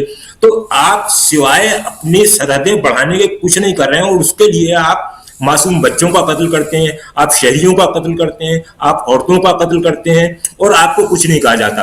तो पूरी आलमी बरादरी ने, इंटरनेशनल कम्युनिटी ने इसराइल की गुंडागर्दी को जिस बर्दाश्त किया है, अब उसका नतीजा ये है कि ईरान पर एक जंग थोप दी गई है, और जब वो जंग थोप दी गई है तो अभी वर्ल्ड ऑर्डर की बात हो रही थी, अब उनको लग रहा है कि ये वर्ल्ड ऑर्डर बदलेगा, कि ईरान अभी तो आवाज कट रही है आपकी। पड़ रहा है जी। अभी उन्होंने, माइकल जैक्सन है, शायद ब्रिटिश जर्नलिस्ट है, उनका बयान में पढ़ रहा था कि उन्होंने लिखा कि ये वो लोग हैं, ईरानियों के बारे में लिखा है कि ये वो लोग हैं जिनके हौसले जनाजे उठाने से कम नहीं होते बल्कि और बुलंद हो जाते हैं। आप देख रहे हैं जी। जिस कौम के पास एक ही निशाना हो कि हमें अपने मुल्क के लिए शहीद हो जाना है, कुर्बान हो जाना है, आप उसको हरा तो नहीं सकते। हिंदुस्तान में देखिए सरकार क्या कहती है, इसको छोड़ दीजिए, सरकार की बात पे मैं नहीं जा रहा हूं। इस मुल्क की बड़ी आबादी जिसमें हिंदू, मुसलमान, सिख, ईसाई सब शामिल हैं, सब ने ईरान का साथ दिया। ये बहुत बड़ी बात है, मैं इसे बहुत बहुत कदर की निगाह से देखता हूँ कि ये बहुत बड़ी बात है कि हमारे मुल्क के अवाम ने हक का साथ दिया है। और ये इसलिए दिया है कि वो ये देख रहे हैं हिंदुस्तान, देखिए हिंदुस्तान की जो ट्रेडिशंस हैं, आप पूरी ट्रेडिशन जो हिस्ट्री हमारी उसी को उठा के देखिए, तो हम हमेशा सच के साथ खड़े रहे। ये हमारी बदकिस्मती है कि इस वक्त हमारी सरकार नहीं है सच के साथ खड़ी हुई। और अभी जो ऑल पार्टी मीटिंग हुई उसके में भी, और जयशंकर प्रसाद ने भी अपने बयान में बड़ी अजीब बातें कही, बड़ी, उसके लिए लफ्ज़ बेहुदा का इस्तेमाल नहीं। जी, विदेश मंत्री की बात कर रहे हैं आप। जी जी जी। अब वो कहते हैं कि साहब हम इसराइल के साथ इसलिए हैं कि उसने हमारा मुश्किल वक्त में साथ दिया। हमारी और इसराइल की जीरो टॉलरेंस पॉलिसी है टेररिज्म के मामले में। अच्छा चलिए मान लीजिए जीरो टॉलरेंस पॉलिसी है, तो 75 या 70,000 जो फिलिस्तीनी मार दिए गए शहरी बच्चे, वो क्या टेररिस्ट थे? क्या इतनी बड़ी तादाद टेररिस्टों की थी? और फिर दूसरी बात पे आ जाइए, अभी आपने देखा जोलानी जो जिसको शाम की हुकूमत सौंप दी गई है, वो आदमी अमेरिका में वांटेड वाली लिस्ट में था टेररिस्टों की। अचानक कौन से गोदाम में से निकाल लिया जोलानी को कि आप वहां पर आपने सीटीएम उसको बिठा दिया। इसका मतलब ये कि आपका जो टेररिज्म का स्टैंडर्ड है वो सही नहीं है। बुनियादी तौर पर आप खुद टेररिस्ट हैं, आप खुद टेररिस्ट हैं। आप किसी को अपने मर्जी से टेररिस्ट बता देते हैं, किसी को अपनी मर्जी से वो लेवल हटाकर उसको सरकार सौंप देते हैं। अमेरिका या इसराइल की अगर हम दोस्ती पर फख्र कर रहे हैं तो ये हमारा डबल स्टैंडर्ड नहीं है क्या? कि एक तरफ तो हम ये कह रहे हैं कि साहब हम जीरो टॉलरेंस की पॉलिसी पे चल रहे हैं, दूसरी तरफ जिस अमेरिका से हम दोस्ती के भरम पाले हुए हैं वो अमेरिका तो हमारे दुश्मन मुल्क पाकिस्तान को टेररिज्म को सपोर्ट करता रहा है। आप किसी ऐसे मुल्क के साथ कैसे खड़े हो सकते हैं? आप उसका साथ कैसे दे सकते हैं? जीरो टॉलरेंस की पॉलिसी में आपकी अमेरिका और इसराइल आते हैं, तो कहां जीरो टॉलरेंस रह गया भाई? आप तो पाकिस्तानी टेररिज्म को सपोर्ट करने वाले मुल्क के साथ। नकवी साहब, दोस्ती कर लीजिए, कोई बुराई नहीं है, आपको रखना है। मैं आपकी बात को ही थोड़ा सा उसी में जोड़ रहा हूं कि अमेरिका के साथ हमको दोस्ती करनी, करिए, इजराइल के साथ भी दोस्ती कीजिए, लेकिन जो हमारा पुराना सदियों पुराना दोस्त है उसको तो इग्नोर मत कीजिए। आज उसके ऊपर आफत है। अगर उसने ईरान ने अपनी तरफ से कुछ भी यहाँ मतलब इनिशिएटिव लिया होता, इस जंग में ईरान कूदा होता, तो आप बेशक आप उसकी भर्त्सना करते, लेकिन मैं वही कह रहा हूं जी, जस्टिफिकेशन आप दे रहे हैं, दोस्ती में बात नहीं है। बात दरअसल जस्टिफिकेशन की कि आप क्या जस्टिफिकेशन दे रहे हैं। आपका जस्टिफिकेशन गलत है, इसराइल की दोस्ती के लिए भी, अमेरिका की दोस्ती के लिए भी। आप गलत जस्टिफिकेशन देके दोस्त नहीं बना सकती किसी को, दोस्त बनाइए, ये आपकी पॉलिसी। कोई बात नहीं, हर सरकार की अपनी पॉलिसी होती, लेकिन आप उसे जिस तरह से जस्टिफाई कर रहे हैं वो जस्टिफिकेशन तो ठीक नहीं है बहरहाल, वो तो झूठ है, वो आपका डबल स्टैंडर्ड है। मैं ये कह रहा हूं, ये बहरहाल जो चीजें वो सामने की हैं, तो ऐसे में ये उम्मीद करना कि कहीं ईरान झुक जाएगा, क्योंकि ईरान देख रहा है। इसराइल की बात नहीं कर रहा हूं मैं अमेरिका की बात कर रहा हूं कि आप बात कर रहे थे खबरें ये आ रही थी कि साहब हालात बेहतर हो जाएंगे, बड़ी पॉजिटिव बातचीत हो रही है। ये मैं 27 फरवरी की बात कर रहा हूं आपसे। जी 28 फरवरी को आपने हमला कर दिया, तो आप पर कौन भरोसे करेगा? आप लगातार झूठ बोलते हैं, आप धोखा देते हैं, पूरी दुनिया को आपने ये किया। आपने इराक में सद्दाम हुसैन के साथ क्या किया, वो पूरी हिस्ट्री आपके सामने मौजूद है। आपने लीबिया में गद्दाफी के साथ क्या किया, उसकी तारीख मौजूद है। कि आपने उन लोगों को भरोसे में लेके उनको झुकाया, एक तरह से वो झुके, और जब वो झुक गए तो आपने उन्हें मजबूर कर दिया कि वो बनकरों में और कहां कहां छुपे और मारे गए, और उनका इतना बुरा असर हुआ कि एक आम आदमी को भी, आम क्रिमिनल को भी इतनी बुरी तरह से जलील नहीं किया जाता जिस तरह से आपने। तो ये कौन सा इंटरनेशनल लॉ भाई, ये कौन सा इंटरनेशनल लॉ? आप सिवाय झूठ बोलने के कुछ नहीं करते। तो ऐसे में ईरान से ये उम्मीद करना कि वो आप पे भरोसा कर ले, इसकी कोई वो नहीं है गुंजाइश। वो भरोसा नहीं करेगा, इसलिए वो आपको लगातार पिछले 40-45 साल से देख रहा है। आप उसे लगातार परेशान कर रहे हैं, और जिस बात पे परेशान कर रहे हैं उसी बात पर आप इसराइल से कुछ कहने के लिए तैयार नहीं है। तो ऐसा तो नहीं, बहरहाल नहीं है।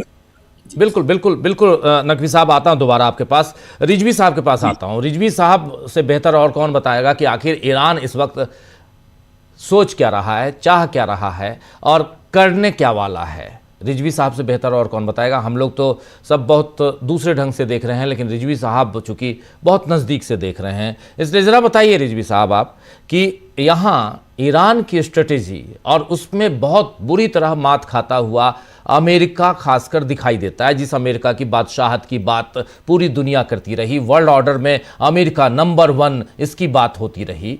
लेकिन यहाँ पर एक महीने में, आज एक महीने, तारीख टू डेट टू डेट अगर देखा जाए 28 फरवरी से 28 मार्च, आज एक महीने, इस एक महीने में ईरान ने आखिर क्या कर दिया कि जबकि फ्रंट लाइन के तमाम टॉप लीडर्स ईरान के मार डाले, शहीद हो गए, लेकिन उसके बाद भी आज डोनाल्ड ट्रंप को बार बार कहना पड़ रहा है कि हम सीज फायर की तरफ बढ़ रहे हैं, हम बातचीत कर रहे हैं, हमारी बातचीत बहुत जल्दी ख़त्म हो जाएगी। फिर कभी वो कहते हैं कि ईरान तो पहले ही हार चुका है, लेकिन फिर ईरान जब हमला कर देता है तो फिर शांत। आज एक खबर पढ़ रहा था मैं, बहुत जगह नहीं है वो खबर, और होता ये है कि जहाँ अमेरिका दबता है, जहां अमेरिका को ईरान मारता है, वहां वो खबरें हिंदुस्तान के अखबारों में, हिंदुस्तान की मीडिया में वो आती नहीं है। वैसे अमेरिका परस्ती चल रही है, अभी हम लोग बात कर ही रहे थे, सिराज नकवी साहब बता ही रहे थे।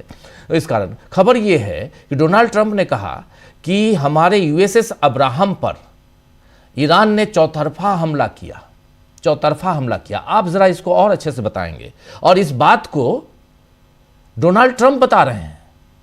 जरा बताइए कि आखिर ईरान की ये शक्ति और अमेरिका यहां गिड़गिड़ाता हुआ नजर आता है। भले हमारे देश के मीडिया और हमारे देश के हुक्मरानों को ये समझ में बात ना आती हो, उससे कोई लेना देना नहीं, लेकिन दुनिया में लोग ये देख तो रहे हैं, जहां तस्वीरें आ रही हैं सैटेलाइट से।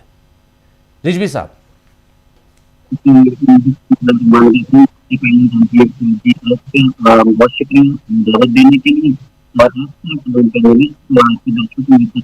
रिजवी साहब, आवाज क्लियर नहीं आ रही है आपकी, थोड़ा सा।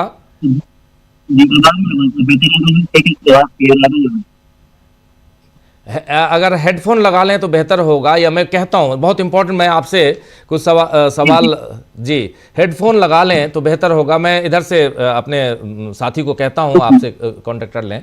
आवाज़ नहीं आ रही है क्लियर, तब तक मैं अमलेंदु जी आपके पास आता हूं, और आप थोड़ा, आपसे समझना है थोड़ा स्ट्रेटेजी क्या चल रही है, ईरान के अंदर क्या चल रहा है, आपसे बेहतर कौन बताएगा। तो थोड़ा सा हेडफोन आप लगा लीजिए, और तब तक अमलेंदु जी आप इसको कैसे देखते हैं, जबकि यह साफ साफ कहा जा रहा है, अमलेंदु जी, साफ साफ कहा जा रहा है कि हम युद्ध विराम की तरफ बढ़ रहे हैं और इजराइल जो है वो हमला कर रहा है। अब जो प्रशांत जी ने शुरुआत में कही बात, शुरुआत में मैं भी रख चुका हूं, यमन, हम लोग अभी उस पे अभी आएंगे सेकंड राउंड में। यमन के हूतियों ने तो यहां पर पूरी नब्ज ही दबा दी है। जिस बाब अल मंदेर की तरफ देख रहे थे आप, उस बाब अल मंदेर को तो बिल्कुल उन्होंने ऐसे जकड़ लिया है कि अब जाओगे तो किधर से जाओगे, हॉर्मुज तुम्हारे पास नहीं, बाब अल मंदेर तुम्हारे पास नहीं, तो फिर जाओगे कैसे? अरब सागर में, हिंद महासागर में आपको आना होगा, और कैसे आओगे? बहुत घूम के आना होगा, और उतने पैसे व्यापारी देंगे नहीं। अमलेंदु जी अनम्यूट कीजिए। जी, उस घूम के आने के बाद भी ये क्या गारंटी है कि हमले नहीं होंगे? अगर आप घूम के और पैसा ज़्यादा खर्च करके भी आएंगे तो ये क्या गारंटी है कि ईरान आपको वहाँ फिर नहीं मारेगा और हूती नहीं मारेंगे। तो दोनों तरफ से मार होनी है राजीव जी। तो ये तो संकट जो है वो तैयार किया जा रहा है। दूसरी बात राजीव जी, जो छल छद्म की पॉलिटिक्स ट्रंप भी कर रहे हैं और इजराइल भी कर रहा है, दोनों कर रहे हैं। ट्रंप कहते हैं कि मैं संस्थानों पर हमले नहीं करेंगे, हम 10 दिन के लिए बढ़ा रहे हैं, और उनके कहने के तुरंत बाद स्टील फैक्ट्रियां जो हैं उन पर हमले हो जाते हैं। बुशहर पे 30 बार हमला हो जाता है 10 दिन में, ये हमले हो जाते हैं। और इसको लेकर आज अब्बास अरागची ने बहुत साफ शब्दों में कहा कि आपको इसकी भारी कीमत चुकानी पड़ेगी। तो राजीव जी, ये कीमत चुकानी जो पड़ेगी, जो कहा जाता है ईरान की तरफ से, वो राजीव जी करके भी दिखाता है। अब्बास अरागची ने कहा कि इसकी कीमत चुकानी पड़ेगी, और उसके बाद ही सऊदी अरब के जो एयरबेस था उस पर हमला कर दिया गया। और अब खबर ये आ रही है राजीव जी कि सुबह तो 12 की सूचना थी, अब सूचना ये है कि 30 सैनिक जो है वो घायल हैं, जिनमें 5 बहुत ज्यादा गंभीर घायल हैं सऊदी के अरब बेस पर।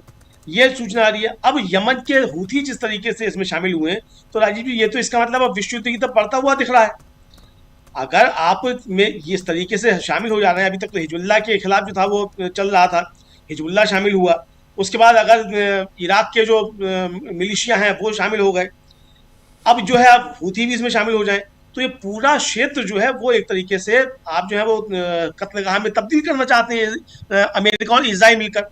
यहाँ राजीव जी मुझे लगता है कि दोनों जो है वो शातिर तरीके से नेतन्याहू और ट्रंप दोनों जो हैं वो काम कर रहे हैं। ट्रंप दिखाने की दुनिया को कोशिश करते हैं कि हम तो वही वार्ता कर रहे हैं, और पीछे से जो है लोग गफलत में आ जाएं कि वार्ता हो रही है, और इजराइल पे जो है वो हमला कर दिया जाए। तो ये इजराइल मतलब हमला कर दे, तो ये चलता है। अभी राजीव जी सूचना आई है कि जो IRGC है उसने कहा है, एक तो जो हमारे ज़ेलेंस्की साहब हैं वो दोहा पहुंच गए थे, तो ज़ेलेंस्की साहब के दोहा पहुंचने के बाद उनको एक इनाम दे दिया गया है। ज़ेलेंस्की साहब को उनका जो वहाँ ड्रोन सेंटर था उसको तबाह कर दिया है ईरान ने, IRGC ने अभी दावा किया है। तो यानी अब आप जो है अब यूक्रेन से अगर बुला रहे हैं, यूक्रेन भी अगर शामिल हो रहा है, तो ये तो विश्व युद्ध की तरफ बढ़ने के आप तरफ बढ़ रहे हैं, तो ये उस तरफ से हो गया है। तो यानी कि अब राजीव जी ये चीजें जो वो एस्केलेट होती हुई दिखाई पड़ रही हैं। इजराइल की कुल जो है वो ये है मंशा कि ये किसी भी तरीके से जंग रुके नहीं, क्योंकि जंग जिस दिन रुकेगी उस दिन इजराइल का बुरा हाल होगा। हालांकि वहाँ विरोध बहुत बढ़ रहा है। कल राजीव जी हम लोगों ने ब्रेकिंग में इसको दिखाया था, वहाँ के जो नेता के विपक्ष हैं उन्होंने साफ तौर पर कहा कि सरकार जो है हमारे सैनिकों को युद्ध क्षेत्र में मरता हुआ छोड़कर भाग आई है। ये वहाँ के नेता विपक्ष का कहना है। आयल जमील जो उनके IDF के चीफ हैं, उनका आपने कल बयान बताया ही था, वो कह रहे हैं कि संकट आ गया है और रिजर्व फोर्सेस से काम नहीं चलने वाला है। तो राजीव जी नेतन्याहू का कुल जमा ये है कि ये जंग चलती रहे तो नेतन्याहू बचा रहे। अब वहां तो गृह युद्ध जैसे हालात दिख रहे हैं अमलेंदु जी, गृह युद्ध जैसे हालात वहां इजराइल में दिख रहे हैं, क्योंकि जो वहाँ के यंगस्टर्स हैं वो सेना में भर्ती होना नहीं चाह रहे हैं, और बाकी IDF के चीफ, पूर्व चीफ जो हैं वो कह रहे हैं कि लंगड़े घोड़े को अगर भेजोगे तो वो जीत के तो आएगा नहीं, और हमारी सेना जो है वो आधी अभी थकी हुई और आधे जो हैं वो घायल हैं, और घायलों को आप भेजना चाहते हो, थके हुए को भेजना चाहते हो आप युद्ध में, जंग में, तो कैसे होगा। मिसाइलें ख़त्म हो रही हैं, लगभग 2-4 दिनों की मिसाइलें बची हुई हैं। अमेरिका के सामने आप हाथ फैला रहे हैं, अमेरिका हाथ फैला रहा है इधर यूरोप के सामने, और यूरोप दे नहीं रहा है तो नाराज़गी अलग हो रही है। आज ही अमेरिका ने कहा कि हम नेटो से अलग हो जाएंगे, कई बार धमकी दे चुके हैं डोनाल्ड ट्रंप साहब। परेशान उधर JD वेंस भी हैं, JD वेंस को चुनाव लड़ना है। आज भी अभी बयान वही आया थोड़ी देर पहले, वो नेतन्याहू पर भड़क रहे हैं। तो बहुत कुछ है, लेकिन थोड़ा आवाज चेक करते हैं। रिजवी साहब मेरी आवाज आ रही है? जी मेरी आ रही है, बहुत क्लियर, बहुत शानदार अब क्लियर आवाज आ रही है जी। जरा बताइए कि ईरान की स्ट्रेटेजी जरा समझाइए मुझे, हम सबको, कि किस स्ट्रेटेजी के साथ इस जंग को ईरान न सिर्फ 1 महीने में लेके आया बल्कि यहां अपर हैंड में है। स्ट्रेटेजी क्या है? और दूसरी यहां सबसे बड़ी बात कि फ्रंट लाइन के तमाम उनके जो टॉप लीडर्स थे वो उनकी शहादत हो गई। जी बिस्मिल्लाहिर्रहमानिर्रहीम। राजीव जी आपका बहुत शुक्रिया मुझे दावत देने के लिए, और तमाम पैनलिस्ट को, आपको और दर्शकों सबको सलाम मेरी तरफ से अर्ज है। बिल्कुल तरतीब से मैं सबसे पहले जहां पर आपने अपना सवाल छोड़ा था कि ट्रंप की बातों पर आज बात करना इंसानियत के लिए सबसे अफसोस का मुकाम है। कि जिस तरह से वो उन्होंने अपने आप को और उस मुकाम को, कि जो एक अहम तरीन मुकाम था, उसे बिल्कुल मजाक बना दिया है। तो इसलिए उस पर गुफ्तगू करने का कोई मतलब नहीं है, हर बार बयान बदलते रहते हैं। लेकिन इस तरफ से जो ईरान की स्ट्रेटेजी और ईरान किस तरह से बड़े ही सलीके से आगे बढ़ रहा है, अगर मैं उसको आपके सामने बयान करना चाहूँ तो मैं बयान करूंगा 2015 के रहबर शहीद supreme leader Ayatollah Syed Ali Khamenei का एक बयान था। आपने फरमाया था कि जब ईरान और इसराइल में और दुनिया में जो है ये न्यूक्लियर डील की बात हो रही थी, तो इसराइल ने कहा था कि हम 25 साल आगे अभी इस पर साइन वाइन बात नहीं करेंगे। तो रहबर मौजम सैयद अली खामनेई साहब ने इरशाद फरमाया था 2015 में कि तुम अपना 25 साल आइंदा देख ही नहीं पाओगे। 2030 में वो 25 साल पूरा हो जाएगा। मेरे नजर में, मेरे एतबार से इसराइल इस जंग में जितना आगे जाएगा वो अपनी मुकम्मल नाबूदी और अपने पूरे खात्मे की तरफ बढ़ता चला जा रहा है। इसने वलो अपने लिए जो है अमेरिका को बलि का बकरा बना दिया है, लेकिन नुकसान मुकम्मल तौर पे इसमें इसराइल का होगा। वो कैसे होगा? इसराइल का इस पूरे रीजन में अगर कोई सबसे बड़ा मददगार और हामी था तो वो अमेरिकन बेसेस और अमेरिकी वजूद था, जिसके ऊपर सबसे बड़ी सेंध इस जंग में लगाई। इस एक महीने की जंग में हमने देखा, चाहे वो न्यूयॉर्क टाइम्स की रिपोर्ट हो या दूसरी और भी रिपोर्ट्स हो, 17 बेसेस जिसमें से 13 बिल्कुल भी रहने के काबिल नहीं बचे। 40,000 अमेरिकन सोल्जर जो है वो उन्होंने ह्यूमन शील्ड बना लिया है और वो लोगों के घरों में, ऑफिसेज में है। और अभी हमने देखा कि किस तरह से वो बच के भागना चाहते हैं और कोई आने को यहाँ तैयार नहीं। 1000% से ऊपर इस बात की शिकायत दर्ज हो चुकी है अमेरिकन सोल्जर में कि हमें मिडिल ईस्ट में मत भेजो, हमें वहां पर अपॉइंट नहीं होना है। तो अमेरिका का वजूद ईरान इतने नजदीक लेकर आ गया कि वो पूरे मिडिल ईस्ट से जाने वाला है। इस जंग के खात्मे के बाद सबसे पहला जो काम होगा, यानी जंग खत्म ही इसी बेना पर होगी कि अमेरिका का वजूद यहाँ से निकल चुका होगा, अमेरिका यहाँ से चला जाएगा। अब जब अमेरिका के जाने के बाद ये जंग खत्म होगी तो आप ये देखेंगे कि ईरान का जो अगला टारगेट है वो है कि इसराइल को इस फिलिस्तीन की जमीन से हटाना और फिलिस्तीन को to the river, from the river to the sea तक आजाद करवाना। ये इनका अगला हदफ होगा कि जिसकी तरफ ये बहुत जल्दी और बहुत रफ्तार से बढ़ते हुए नजर आ रहे हैं। दूसरा जो फायदा हुआ इस जंग में जो भी हम देख रहे हैं वो ये कि इस रीजन में जिस तरह से अरब कंट्रीज ने अमेरिका की मदद की, और ये मेरी जबानी नहीं, खुद ट्रंप की जबानी, कि किस तरह से लेकर सऊदी अरब से लेकर यूएई और कुवैत ने अमेरिका की मदद की, उसके बावजूद भी सबसे ज्यादा अगर कोई जलील हो रहा है तो वो ये मुल्क है।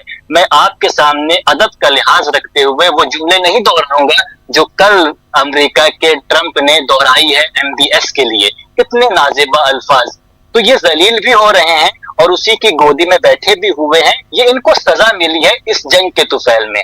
और इसके बाद की तीसरी बात कि इस वक्त इस जंग के तुफैल में, इस जंग के सदक़े में, इस जंग की वजह से वो लोग कि जो अपने वजूद की लड़ाई लड़ रहे थे, वो लोग कि जो दबे हुए थे, जिन्हें दबाया जा रहा था, चाहे वो बहरीन के ये अभी जो ताजा उठे हुए हैं, सऊदी हुकूमत ने कितना दबाया, दुनिया दराज से अलग अलग लश्कर लाए गए, फौजी लाए गए इनको मारने के लिए, या जहां जहां भी आप देख रहे हैं, चाहे वो हिजबुल्लाह हो, चाहे वो अभी अंसारुल्लाह जंग में वारिद हो गई है, चाहे वो इराक की हशद शाबी हो, उन्हें इस ईरान और अमेरिका की जंग ने बेहतरीन मौका दिया है कि वो आए और अपनी आवाज भी मिलाकर इस अमेरिका के वजूद को पाक करने के लिए कुछ हिस्सा डाल सके। और अभी आप देखेंगे हर मुल्क से, हत्ता अभी अगर आपको ये खबर मिली हो, खुद सीरिया में जौलानी के अंडर में होते हुए भी कुछ गुट उठे हैं और जौलानी पर हमला किया है, जिसके बारे में आज से 1-1.5 साल पहले रहबर शहीद ने कहा था कि गयूर सीरियंस अभी बहुत जल्दी उठने वाले हैं, उठेंगे, वो भी उठना खड़े हो गए।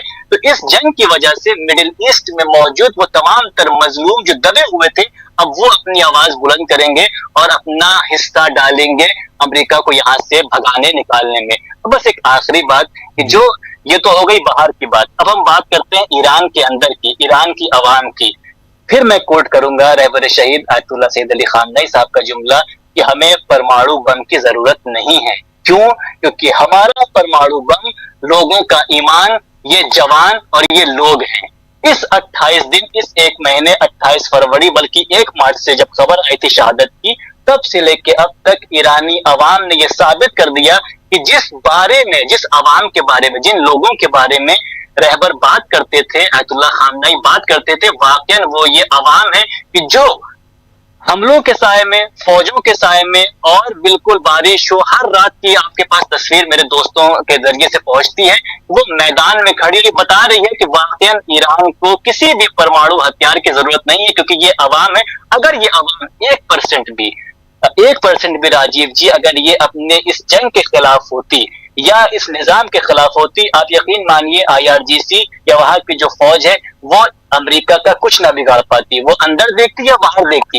ये अवाम का मुकम्मल सपोर्ट है कि जो अमेरिका के नाक में दम किए हुए। तो मैं यहाँ पर सबसे बड़ी ताकत अगर देखना चाहूंगा उभर के जो आ रही है, वो ईरानी अवाम, ईरानी जवान, ईरानी बच्चे, ईरानी औरतें कि जो शहादत देती जा रही हैं लेकिन मैदान में खड़ी हैं। और एक और बस आखिरी बात, अपनी बात तमाम करूंगा। जी। इसमें जो सबसे अच्छा रोल अदा किया है, सिर्फ ईरानी अवाम ने नहीं बल्कि दुनिया के हर आजाद पसंद इंसानों ने भी अपना रोल अदा किया है, जिसमें इस वक्त इसके पहाड़ की चोटी पर इस अच्छे काम में हमारे हिंदुस्तानी भी हैं, हमारे कश्मीरी भाई, जिन्हें आम तौर पे हम बहुत सारे ऐसे हिंदुस्तानी जिन्होंने हिंदुस्तानी कबूल भी नहीं करना चाहते हैं, उन्होंने इस डिप्लोमेसी को किस तरह से बेहतरीन तरीके से आगे लेकर चले हैं। और दुनिया में जहां जहां भी आजाद पसंद लोग हैं वो इसमें अपना हिस्सा देख रहे हैं। उन्हें पता है इस जंग के बाद चाहे जिसकी भी हार हो या जीत हो, हर इंसान इसमें जिम्मेदार है। नुकसान भी होगा, अगर जीत होगी तो फायदा भी होगा। इसीलिए हम देख रहे हैं इस तरह से हर रीजन के लोग, हर जगह के लोग अपने आप को इसमें शरीक पाते हैं।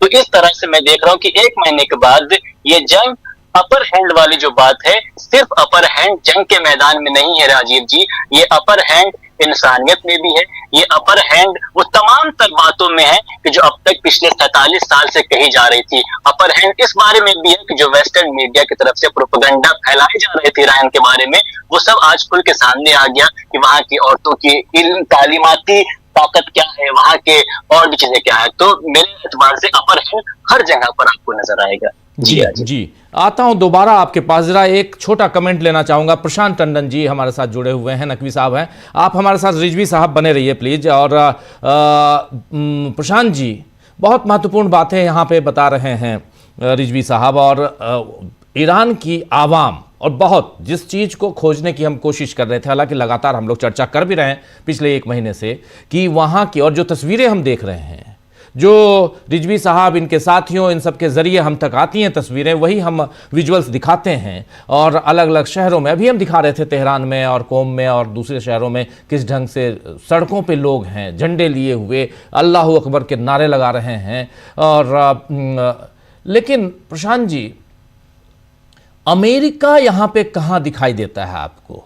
क्योंकि इस पूरे जंग में डोनाल्ड ट्रंप के इर्द गिर्द ये बातें आती हैं। हम कितनी भी बात नेतन्याहू की कर लें, जब मिसाइल दागे जाते हैं तो वहाँ नेतन्याहू, इजराइल का जिक्र आता है, नेतन्याहू आकर टेलीविज़न पे कुछ बयान दे देते हैं कि हमने आज ये कर दिया, वो कर दिया।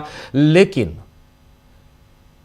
बार बार और जितनी अपीलें, जितनी बातें, चाहे वो युद्ध विराम यानी सीज फायर की बात हो, सारी बातें करते हैं डोनाल्ड ट्रंप। दोनों के फर्क को जरा समझाइए, नेतन्याहू का रोल और डोनाल्ड ट्रंप का रोल इस जंग में।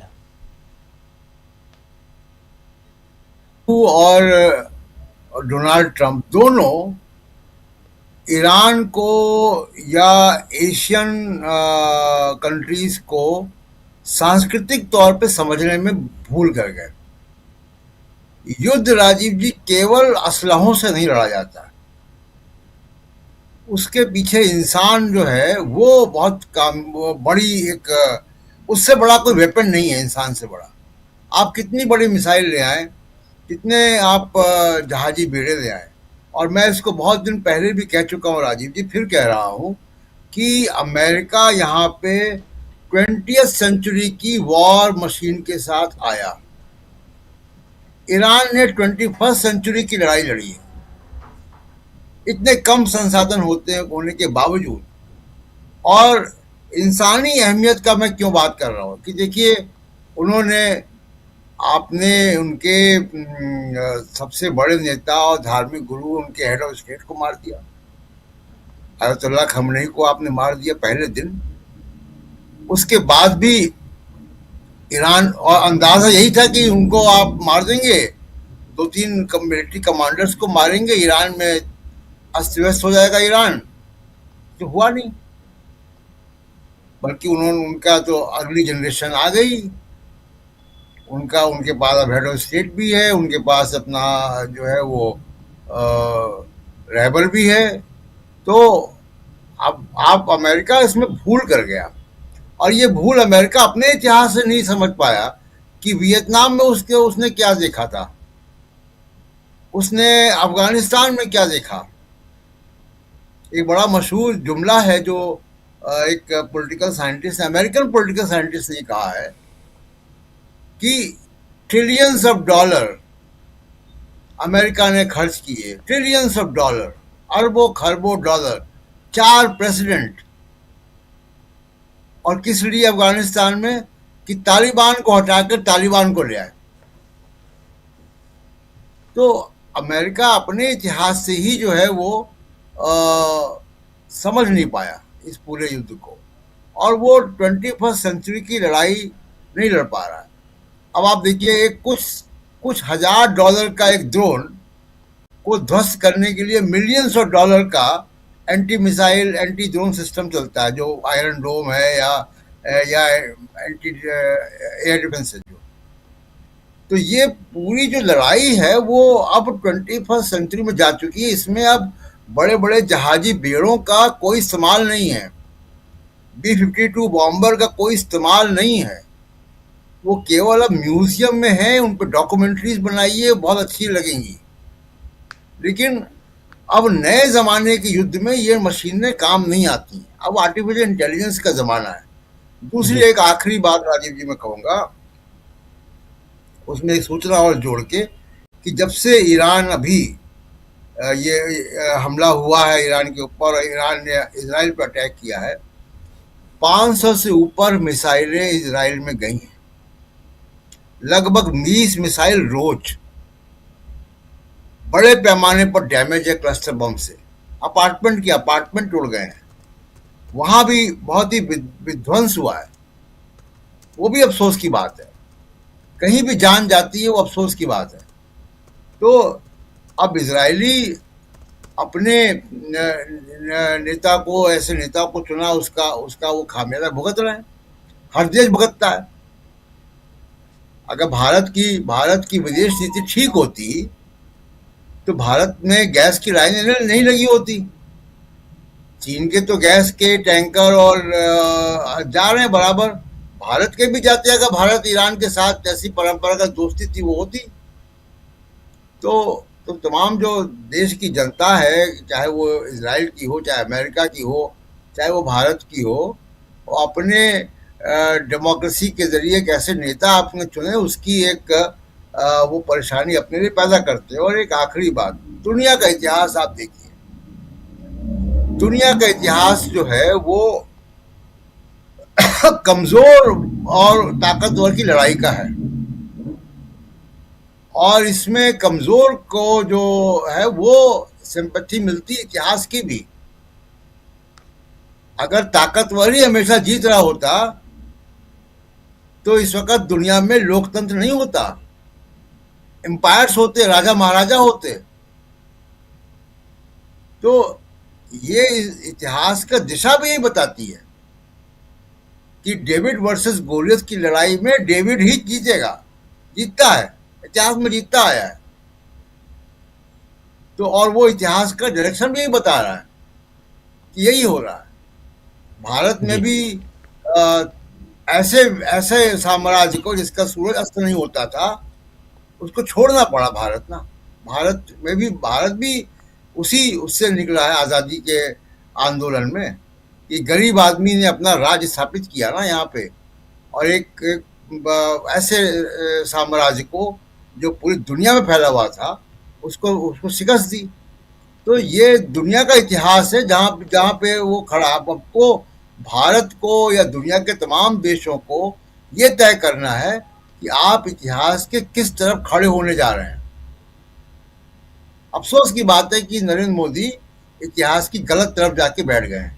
जी जी जी बिल्कुल। रिजवी साहब, एक बार फिर आना चाहता हूं आपके पास, और ज़रा यहाँ आपसे समझना चाह रहा हूं कि इस जंग को कैसे आप दूसरे जंग के बारे में भी आपने पढ़ा, अभी आपने बताया भी कि इराक ईरान दोनों की जंग जो है, और हम सब जानते हैं 8 साल से ज़्यादा वो जंग चली थी।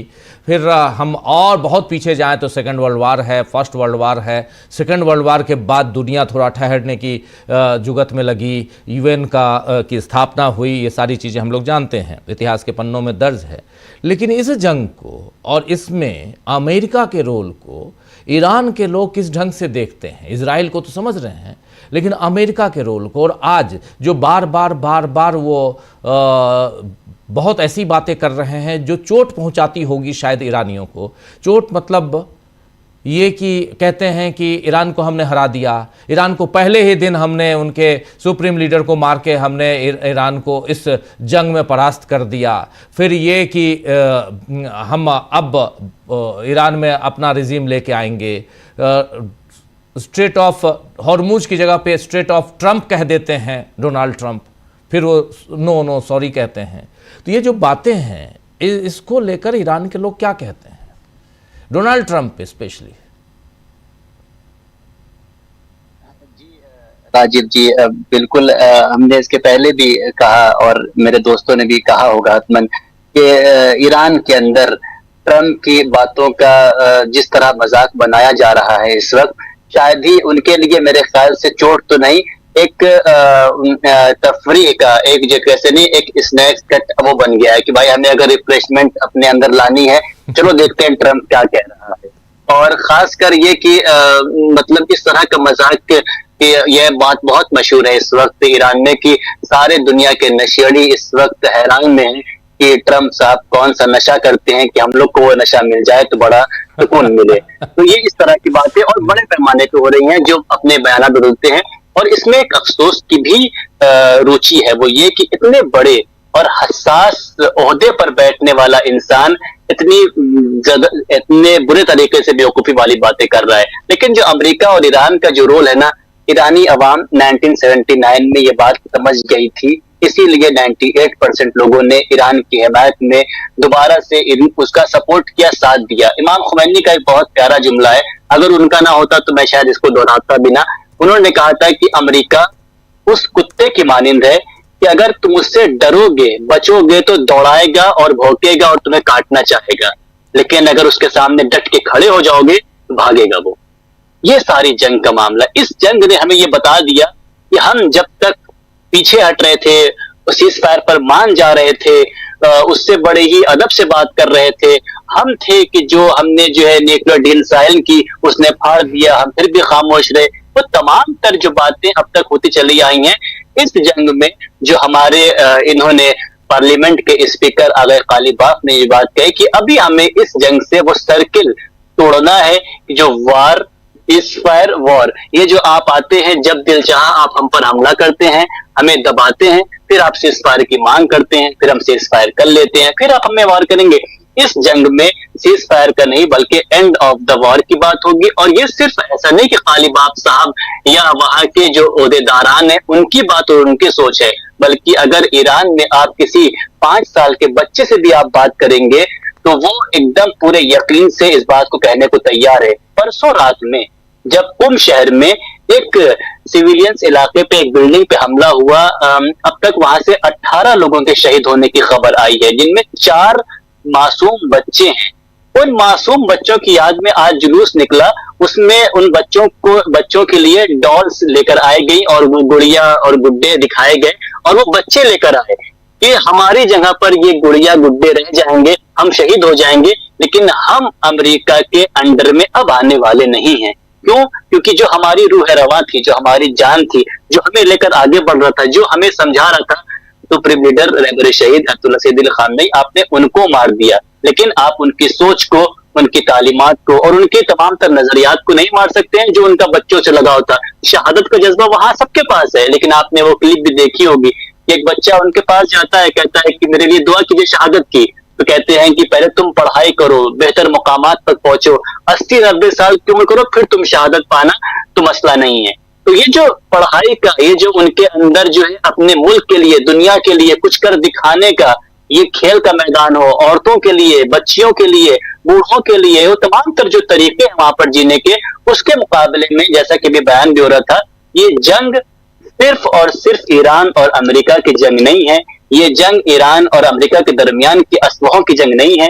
ये जंग न्यूक्लियर वॉर नहीं है कि किसके पास है किसके पास नहीं है, बल्कि ये जंग इस बात को बताने की जंग है कि हमारा इल्म हमें शैतान बनाता है या हमारा इल्म हमें इंसान बनाता है। बस एक आखिरी बात जो नुकसान की बात थी जी, आप सोचिए अब तक बहुत सारे मुकामात पे नुकसानात हुए हैं। F-35 की क्या तारीफ थी, F-19, F-16 सब गिरा मारे, लेकिन 150 जो ड्रोन्स गिराए हैं अभी तक ईरान ने, अमेरिका के तकरीबन जो अभी तक रिपोर्ट आई है, उसका कितना हॉलीवुड में हवा बनाया गया और इनकी पूरी इंडस्ट्री तबाह हो गई। कि आप जरा सोचिए कि एक रिपोर्ट के मुताबिक इटली ने सिर्फ 6 अदद MQ-9 ड्रोन खरीदने के लिए $738 मिलियन पेड किया था यूएस को, यानी एक ड्रोन पड़ा उनको $120 मिलियन का। और अमेरिका, ईरान ने कितने ऐसे ड्रोन गिरा दिए। या इसके साथ साथ थाईलैंड में इसराइल से हेरमेस ड्रोन खरीदने के लिए 7 अदद उसको पेड किए $120 मिलियन।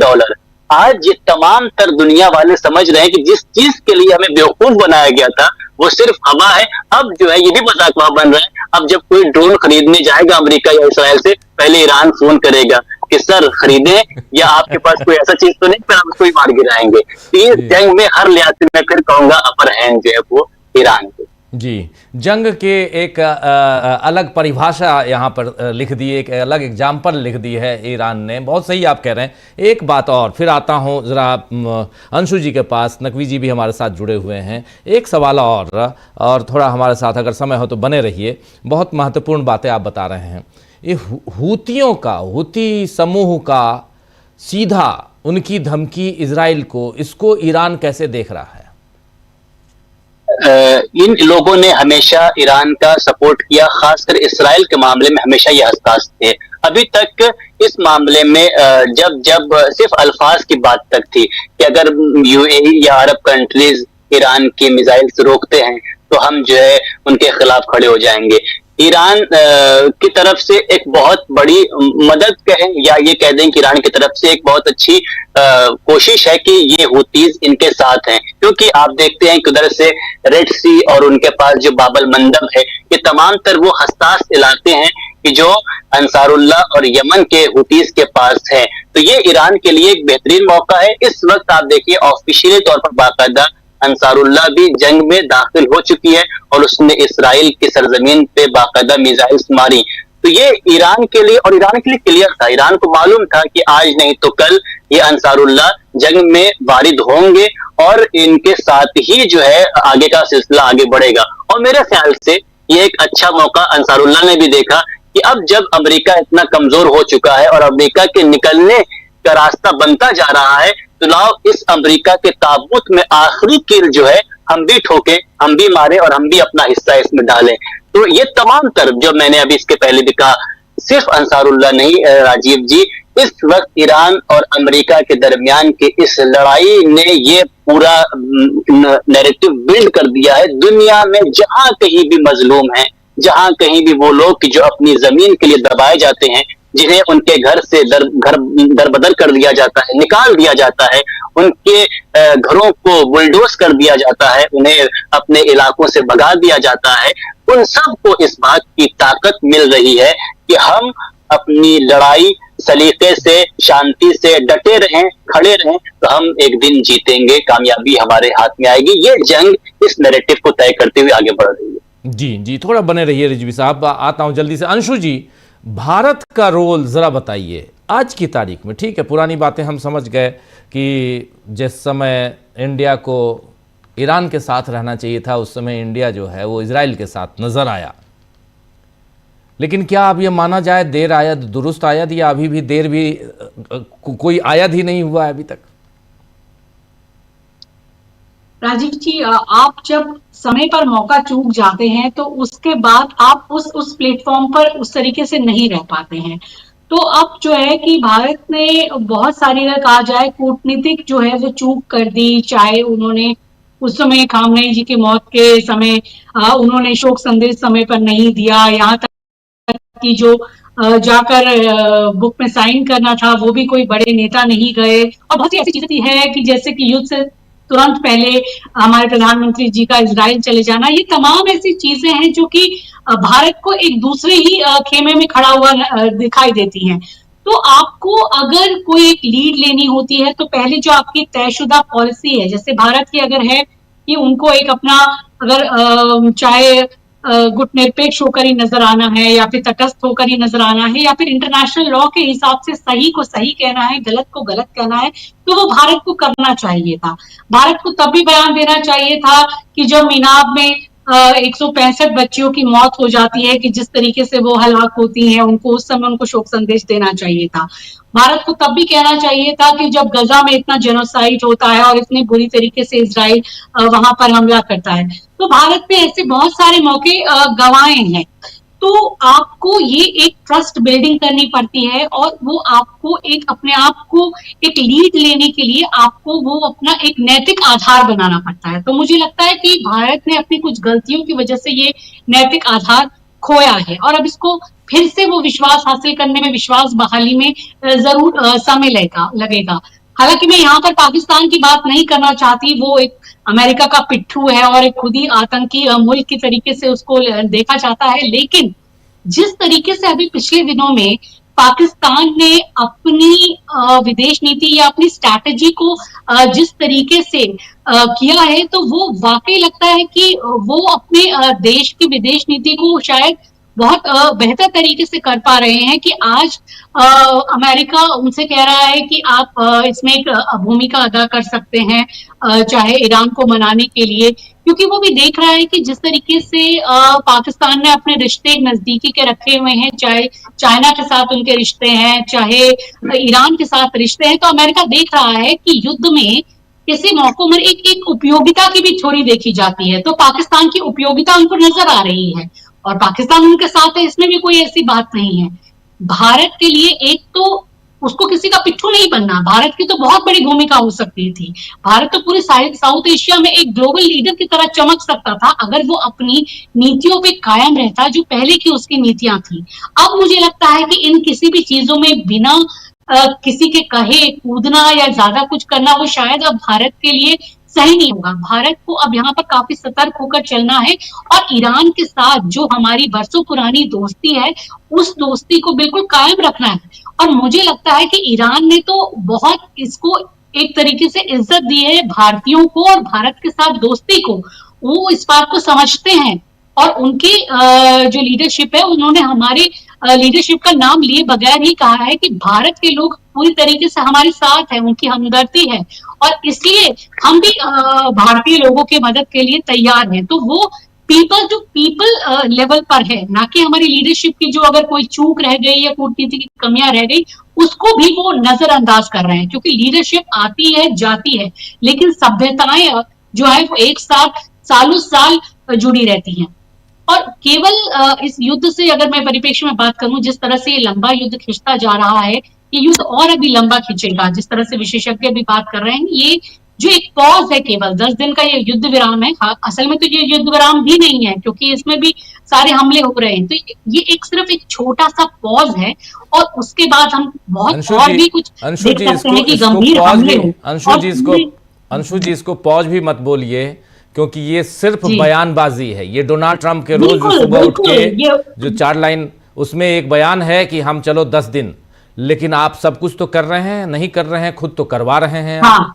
और खबरें आ रही हैं कि आप सैनिक भेज रहे हैं, मरीन सैनिक भेज रहे हैं आप, तो इसलिए ये उनकी बातों को जी बिल्कुल ये सिर्फ एक आई वॉश है। बिल्कुल आप सही कह रहे हैं, ना तो इसमें इंटरनेशनल कोई कायदे कानूनों को माना जा रहा है, ना अपनी ही बात का कोई जिसे कहा जाता है पास रखा जा रहा है। यहाँ इस युद्ध में कुछ भी जायज है, कुछ भी हो रहा है।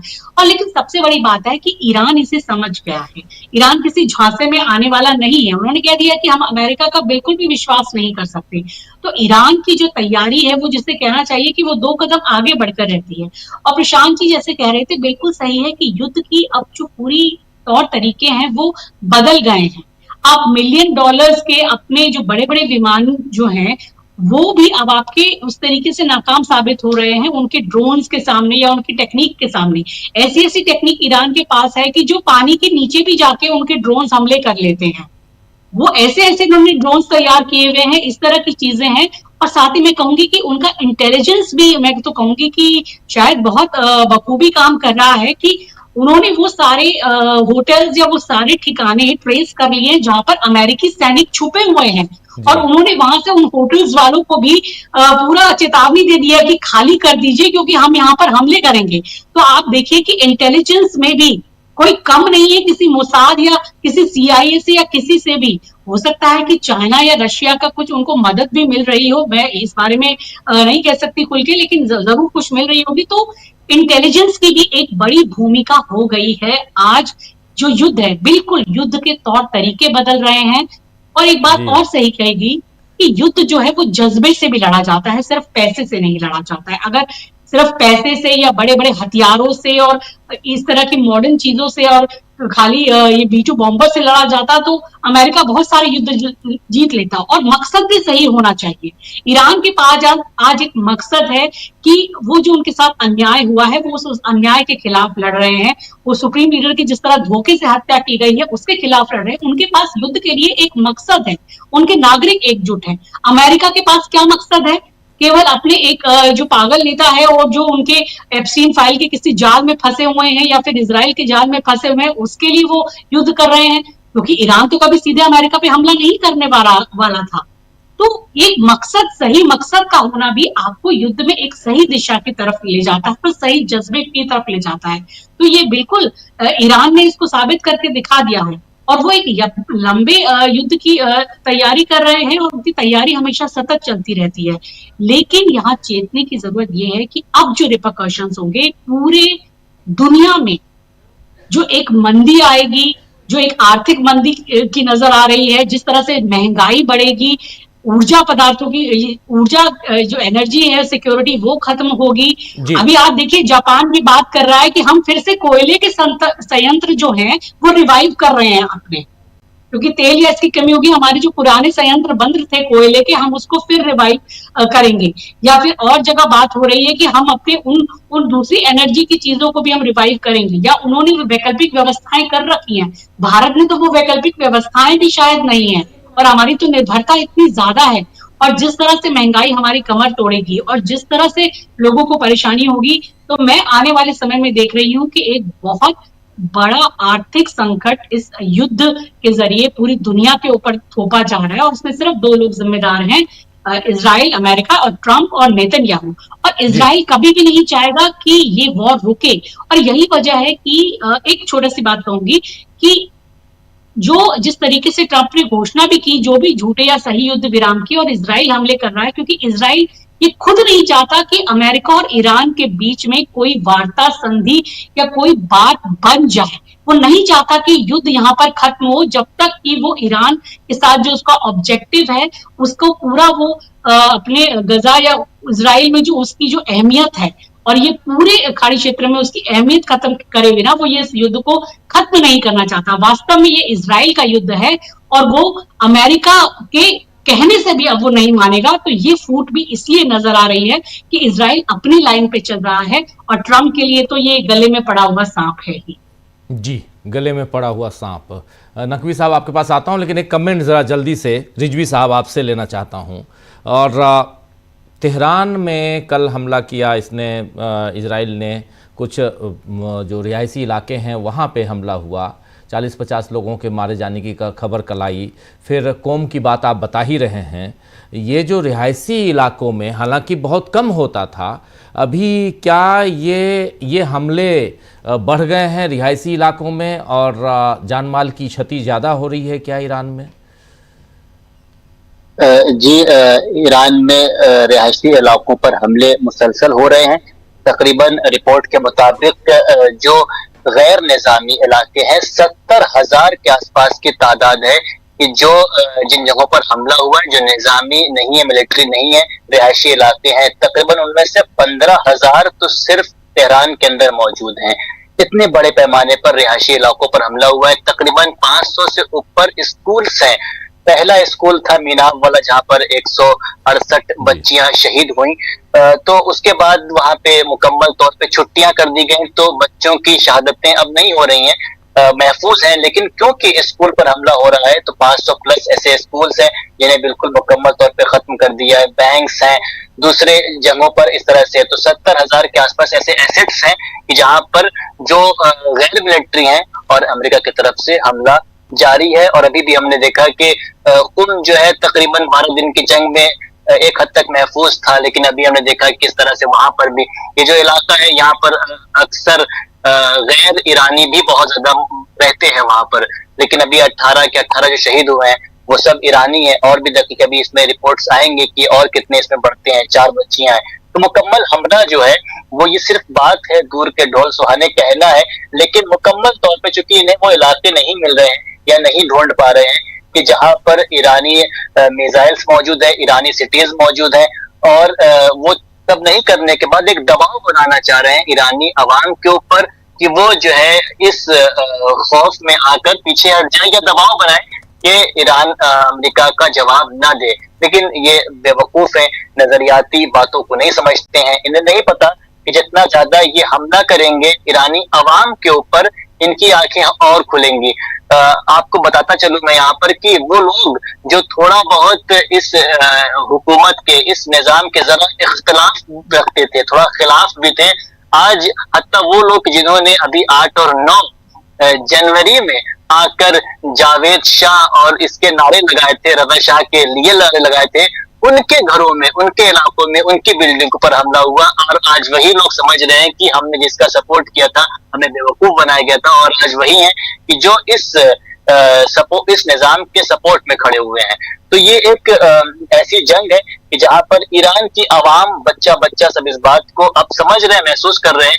ये जंग करो और मरो की जंग है, इसमें हमें पीछे नहीं हटना है, बल्कि शहादतों से हमें और जज्बा मिलेगा। जहां तक आखिरी बात बस मिसाइल्स की बात है, ईरानी मिसाइल्स को खत्म करने की बात है।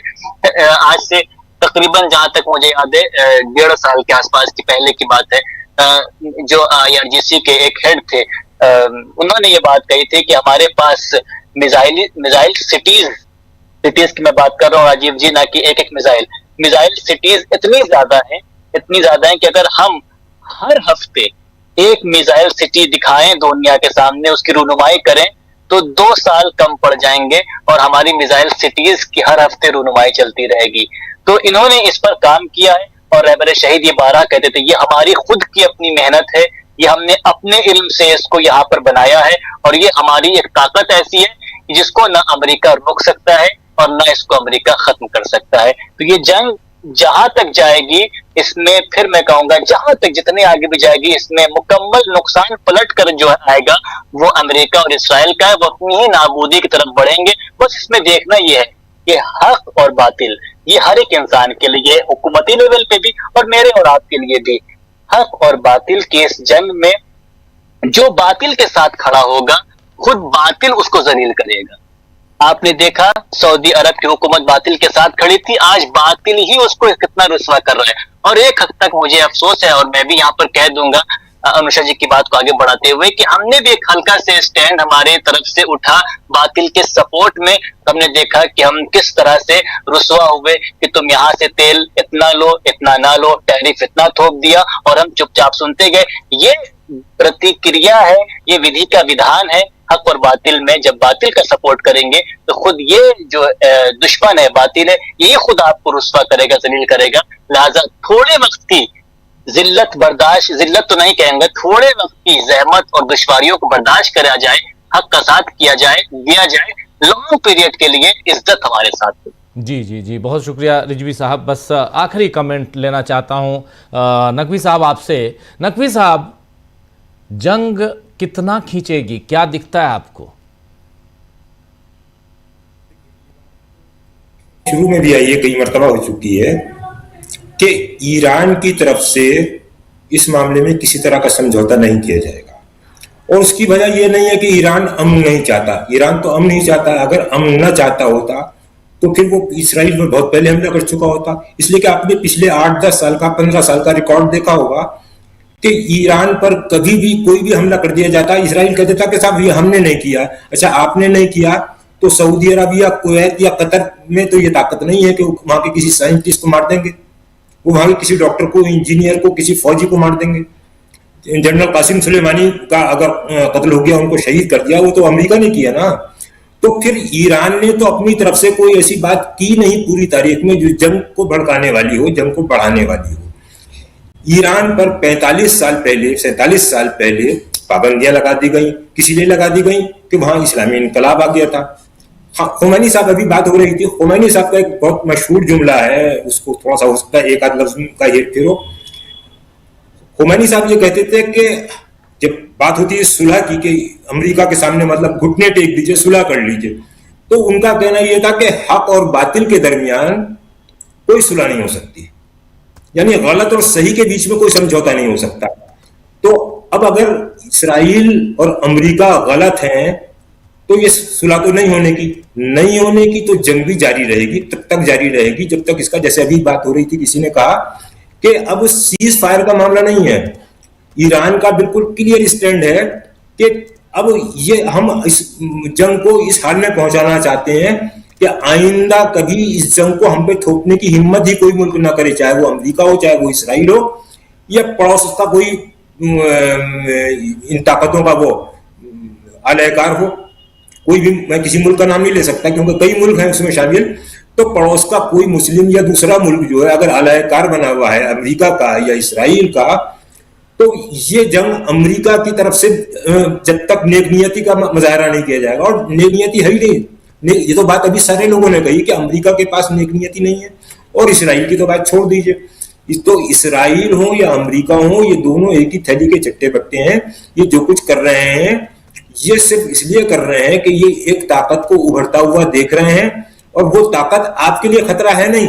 आप चाहते नहीं है कि कोई भी आदमी, कोई भी मुल्क आपके लिए कोई बड़ा खतरा बन जाए, बड़ा मुल्क बन जाए वो, और वो इंडिपेंडेंट हो। ईरान के साथ दुश्मनी क्या है? हमसे हथियार लीजिए, हमसे फला चीज लीजिए, हमारे सामने ये कीजिए। ईरान ने कभी 47 साल में ये नहीं किया। ईरान ने जब आप उस पर पाबंदियां लगाई गई तो उसने सबसे पहला अक्लमंदी का काम ये किया। देखिए, अभी टंडन जी बात कर रहे थे कि हथियारों से जंग नहीं लड़ी जाती।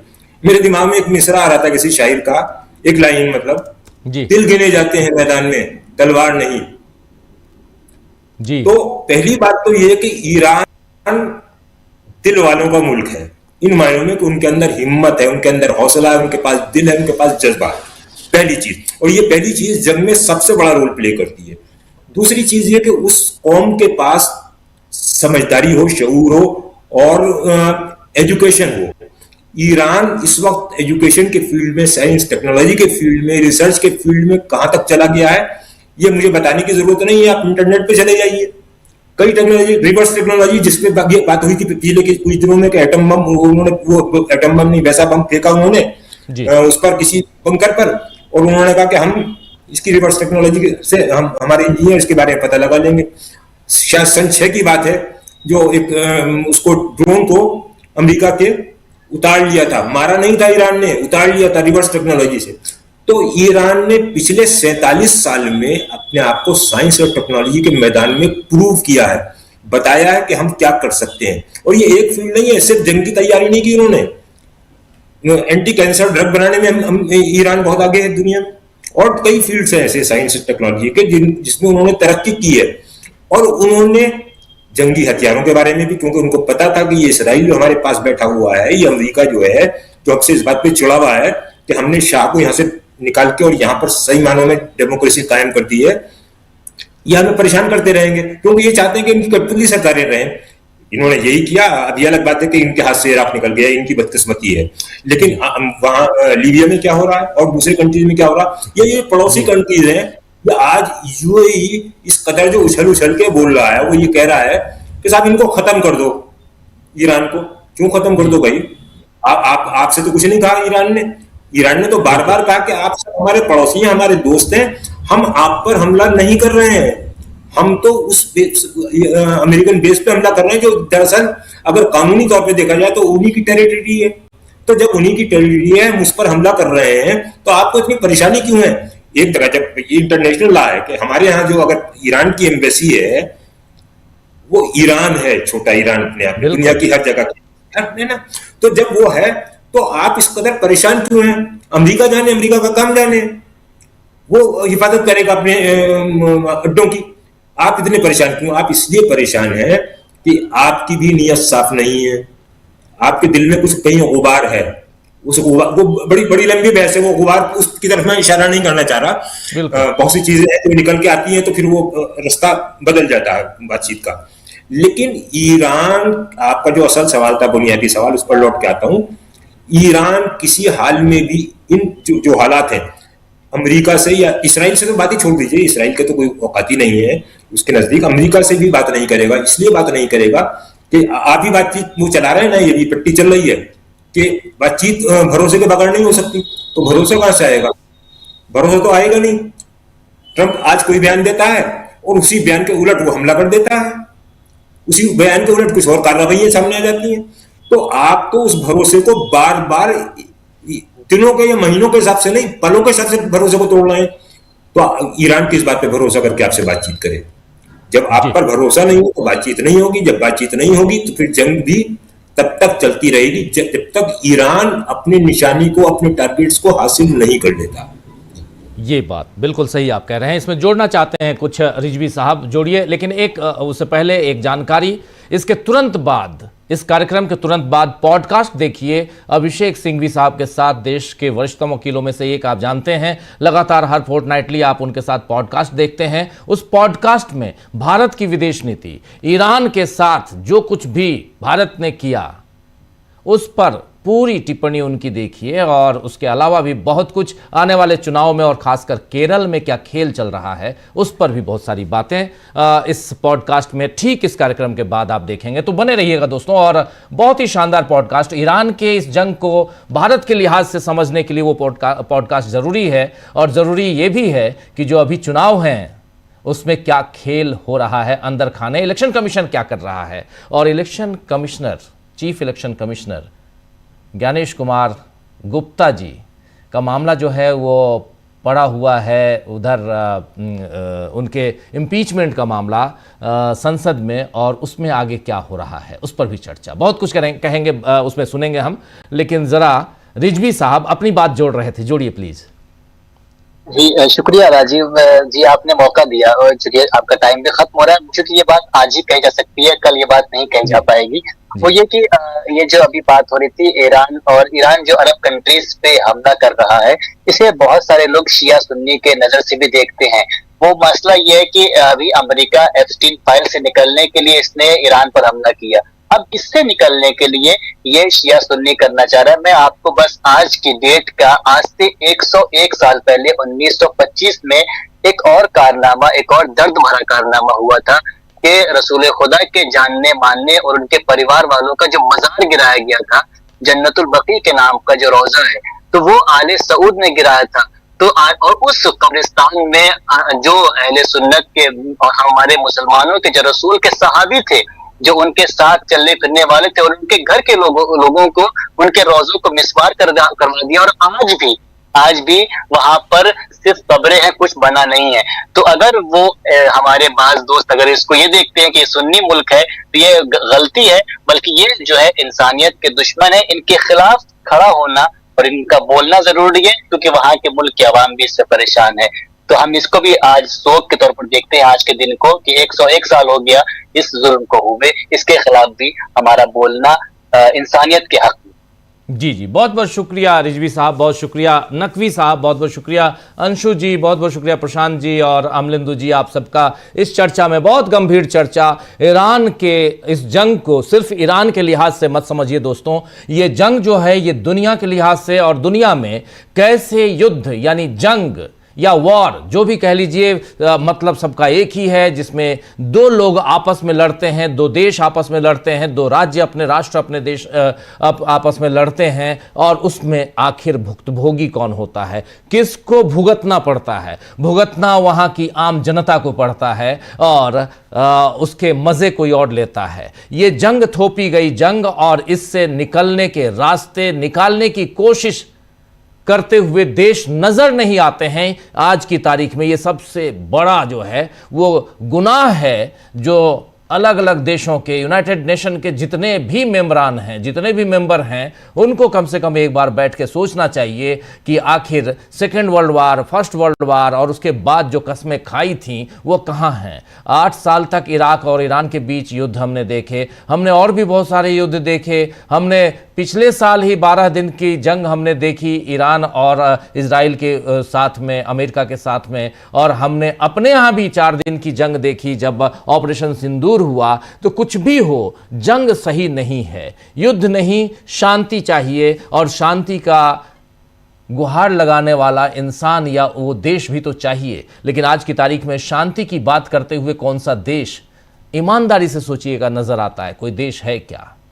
सब कोई इस खाने, कोई उस खाने, लेकिन शांति का के लिए कोई आवाज़ उठाता हुआ अगर नज़र नहीं आता है तो ये तकलीफ़दायक है। दुनिया में युद्ध के तरीके बदल रहे हैं और जो महंगा युद्ध होता था, महंगी जंग कही जाती थी, अब वो जंग किस ढंग से, और इसमें बहुत सही कहा था रिजवी साहब ने कि अब तो आने वाले समय में चाहे आपको अगर ऐसे जंगी हथियार खरीदने हैं तो आपको ईरान को पहले फ़ोन लगा के पूछना होगा कि आपके, जैसे हम लोग पूछते हैं ना, कोई सामान खरीदते हैं तो उस दुकान पे कितने की ये सामान, कितने का ये सामान आ रहा है, ज़रा पता कर लें, देख लें, फ़ोन कर लें। वैसे ही आपको ईरान से पूछना पड़ेगा कि ये जो कई मिलियन डॉलर का सामान है, इसके बदले कुछ $1000 में आपके पास है क्या? ये बहुत बड़ी बात। ये कहने का मतलब है कि पूरी की पूरी जो पूरा जो वर्ल्ड